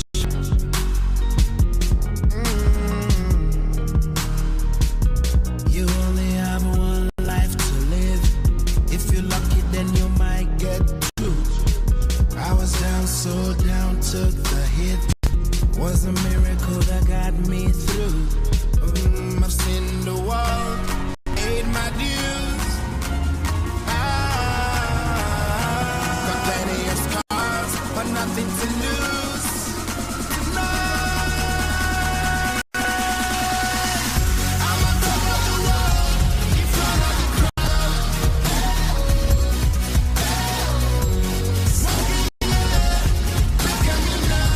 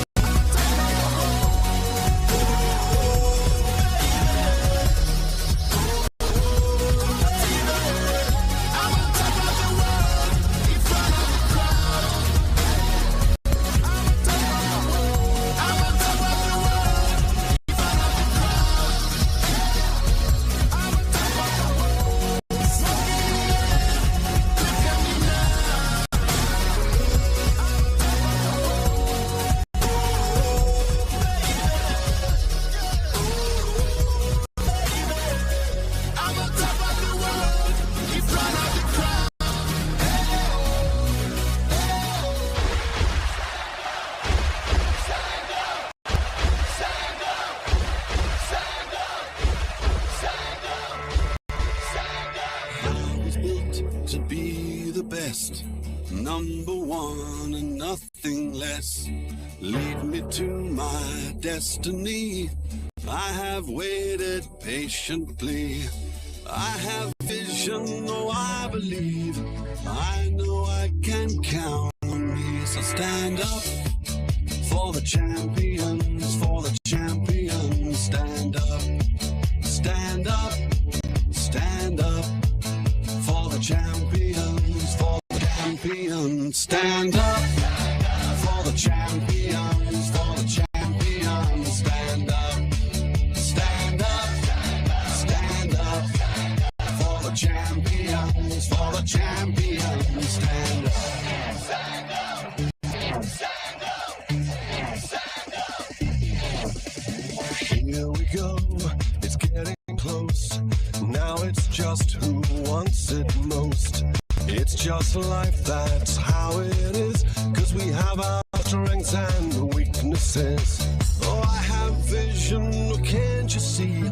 I'm on the move, make way for me. So stand up for the champions, for the champions. Stand up, stand up, stand up for the champions, for the champions. Stand up for the champions, for the champions. Stand up, stand up, stand up for the champions, for the champions. Stand up.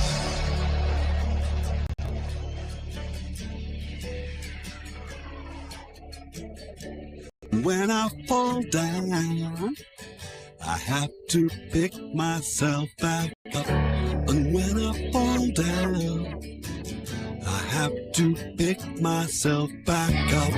And when I fall down, I have to pick myself back up. And when I fall down, I have to pick myself up. Stand up for the champions, for the champions. Stand up, stand up for the champions, for the champions. Stand up, stand up, stand up for the champions, for the champions. Stand up, stand up for the champions, for the champions. Stand up, stand up for the champions, for the champions. Stand up, stand up for the champions, for the champions. Stand up.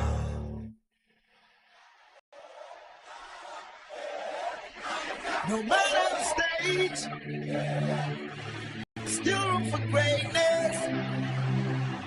No matter the stage, there's a bit of greatness in every man. There's power to rise, there's power to conquer, there's power inside. There's a gift of power in every man. Be the greatest that we can be. We've got power to thrive. Be the champions, make history. Keep the greatness alive.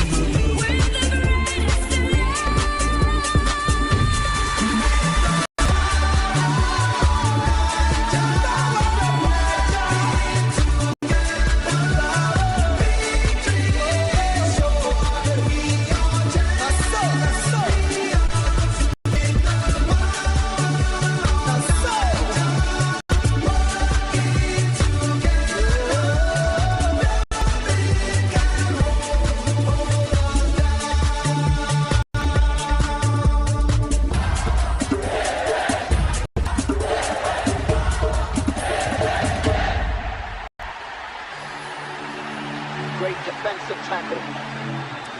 And there's no telling with the Nigerians. And he makes it to the 18. And it's the, oh my goodness, what a goal!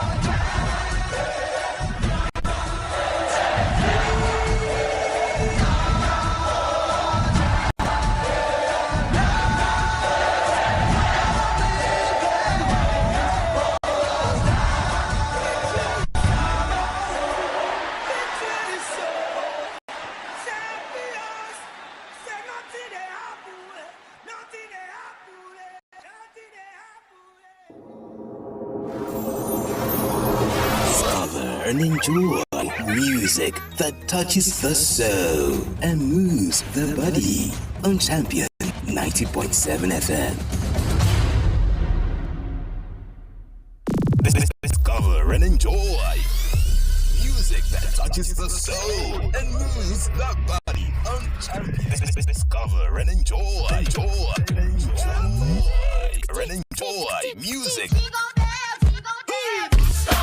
that touches the soul and moves the body on Champion 90.7 FM.